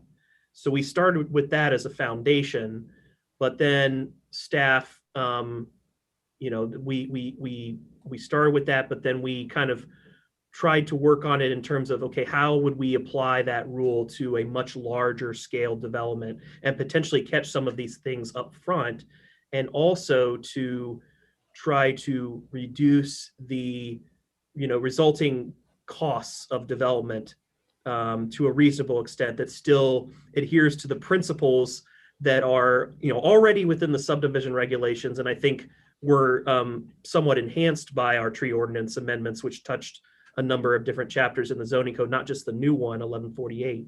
But the goal in mind there was that we would offer basically an exception or an exemption whereby a developer could designate areas for permanent protection and provide evidence that those areas were to be permanently protected, whether they were in HOA ownership with a set of covenants on the plat, or they were in an easement that was held by a conservation-minded organization, that there, as long as they were able to demonstrate that those areas were going to not be touched, that they were going to be protected, exclusive of maybe going in there and clearing out some of the invasive vegetation, then we felt that that satisfied the spirit enough to where, okay, developer, you don't need to survey this large tract of ground, because we know, and not only that we know, but we have confirmation through legal means and otherwise that it's not going to be touched as part of the overall submittal. But I think the problem we're running into here is, number one, we're not, at this point, the applicant doesn't want to have an HOA, so that option doesn't seem to be available to us with option A. Option C is still theoretically possible, but it would take some additional work working on an easement agreement, who would hold the easement, who would enforce it. I don't think that the city would want to get into that particular business. So that's kind of where we're at with things, because this is an unusual style of development for Oxford. The tree ordinance was written for Oxford style development. And this, in essence, is not what we have typically seen. We typically see much smaller lot sizes. We see, open spaces and so forth, buffers, like especially with our planned developments. So to give private homeowners complete free reign in terms of where they situate their units, a lot of those options that we sort of built into the code to try and avoid the surveying aspect altogether, it seems like those sort of came off the table, in the initial conversations. So those are kind of my thoughts on the matter. Hopefully that helps. And I'll add too that yes, the short answer, and I appreciate Mr. Moore is the one that wrote the regulations for us and did a great job with it. It was a very difficult project, but I will say that the short answer is yes. This is within your purview to require an HOA or a buffer, a separate parcel, if that's what you feel is necessary. As a group, this is not like an exaction where you're going out and grabbing something that is off-site and saying you have to do something and ask for their approval first or their acceptance of it. If this is something you want to mandate, it's in the code, and you've heard from the neighbors.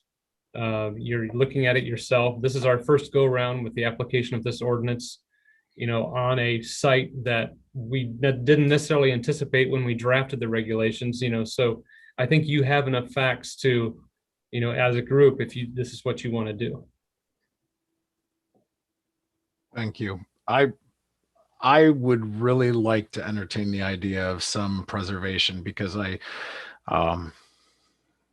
there's permissive and restrictive law. So I think just because we're able to do something, to Dr. Prithridge's point, doesn't mean we should. So I think moving forward, I'm extremely interested in some kind of preservation, because to Mr. Moore's point, a lot of times we have had these discussions about 30 feet from this, 10 feet from this, simply because the parcel is so much smaller. So with the latitude, I think that's exciting and interesting and great, but it's also scary and frightening and uncontrollable. So I would really like to explore a buffer or a preservation zone of some fashion.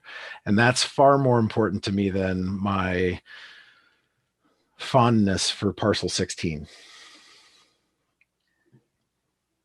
Dr. Prithridge? Yeah, so should we get into, I think we have staff's conditions. When should we start? Like if we want to, I think that what I'm proposing is maybe clarifying condition 7 to incorporate staff comments we talked about option C perhaps. So what's a good time to start working through the?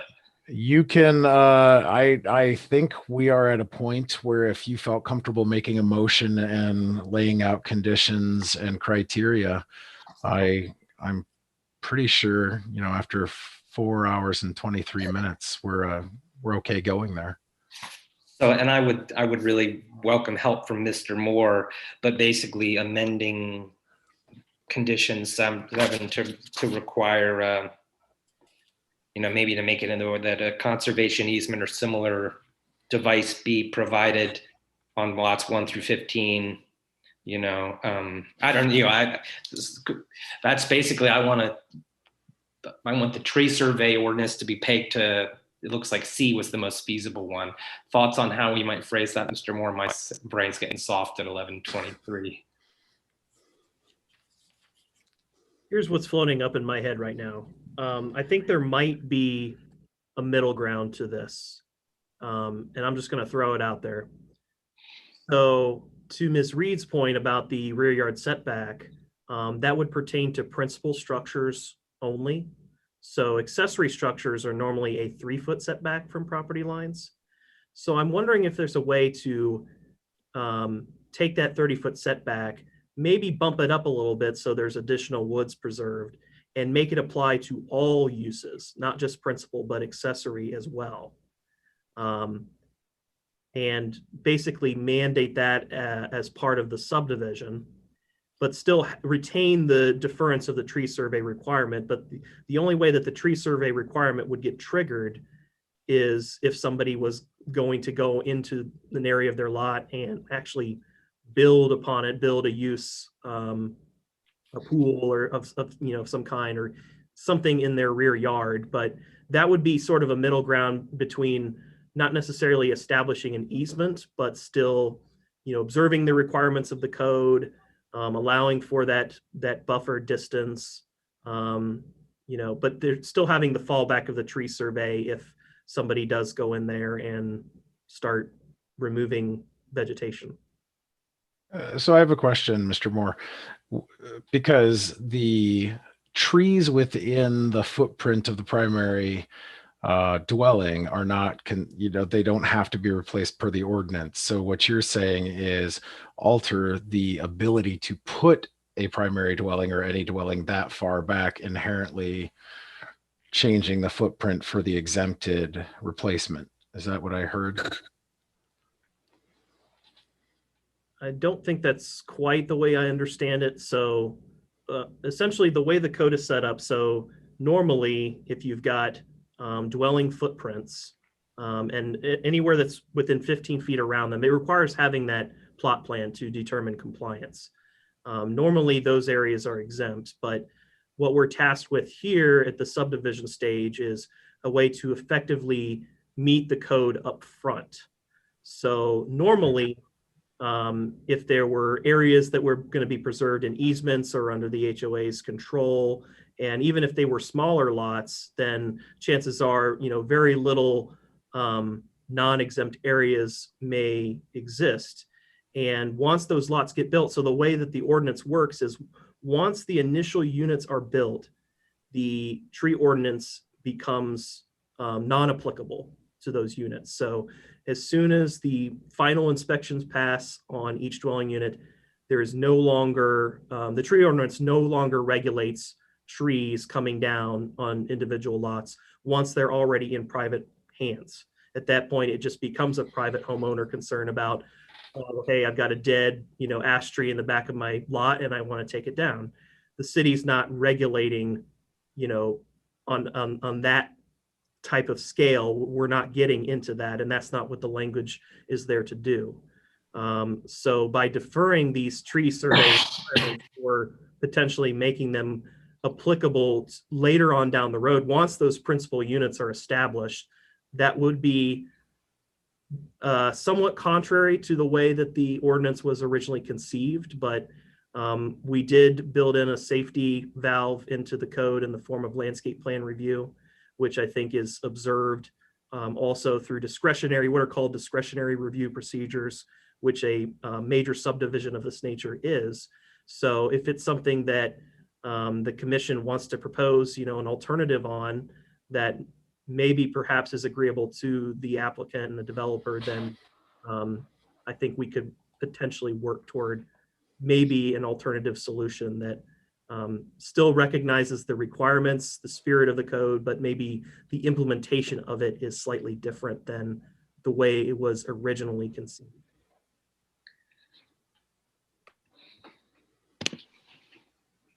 Mr. Keebler? I'm mindful of the fact it's now almost 11:30. And I think this is the longest, I've been on planning commission for almost 9 years at different times. And this is the longest meeting I've ever been to.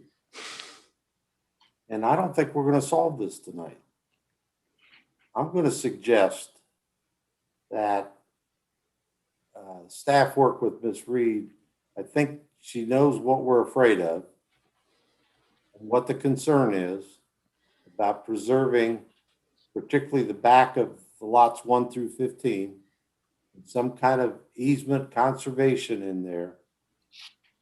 And I'm going to suggest that we table this to the next meeting and allow staff working with Ms. Reed to come back and talk to us about this and come up with some way that we can work on more preservation along that back edge without being overly restrictive but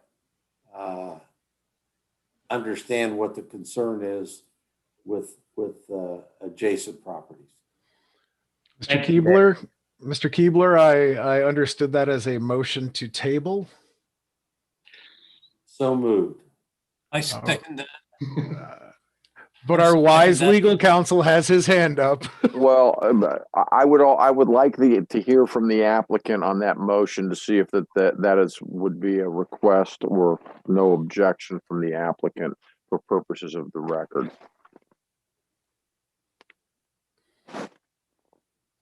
But also for clarification, we don't need permission of the applicant, correct? I don't think you do, but I want to know what the applicant's position is on the. I do. I clearly understand all of your concerns. What I do not want to be tabled clearly, but I also agree. It's been a long day. And so I don't know that we're going to get any resolution on this today. I definitely have some ideas in my mind that we can talk. I can talk to Zach and Sam, and I need to obviously clearly talk to my client and see what he's willing to do. I mean, we really want to provide these homeowners with as much flexibility and give them as much property rights as we can. But we also, I understand your concerns for the trees. So I do not want to be tabled, but I also understand the situation. Fair enough. And just to clarify, Mr. Dana, I see you, but just to clarify, I was saying that for the efficacy of, I didn't want folks to think procedurally if they're watching or anyone on the commission to be confused. I just wanted the applicant to have an opportunity to weigh in before the motion in the second. And No. No, completely understand. Mr. Dana. May I just support Mr. Keebler in what he has said, because I think that he has located the parameters and the ingredients that need to go into a decision. And I think it's a very reasonable proposition on his part. Thank you. But I think we need a second, and then we can't talk about it anymore. Yeah, yes, exactly. Once there's a second, the only thing you can do is vote on the table. All right, so I have a motion on the table. I have a motion to table this discussion from Mr. Keebler, a second from Mr. Dana. There's no discussion on this. Mr. Perry, are you comfortable with a hand raise on this? All right, all those in favor of tabling this business item, please raise your hand. I have every single hand of the commission raised, so it passes. I thank everyone for their patience. I thank everybody for being a part of Mr. Keebler's longest meeting ever. Can we have the record reflect that Mr. Counselor Prithridge wants to thank Counselor Snavely. Yeah. I have a sneaking suspicion that's going to be a great conversation to witness. Mr. Perry, we did an administrative approval. Would you like to give the 2-sentence explanation of that? This is a repeat of a plat that was never recorded, so it's the same thing approved again. No action is needed. Perfect. I don't know of any old business, so unless there's any objection, I would gladly entertain a motion to adjourn. Vice Chair Rosenberg makes the motion. Mr. Dana makes the second. All those in favor, please signify with a hand. Consensus. Have a great week. Have a great night. Thank you. Good night, everyone. You guys. Leadership. Take care.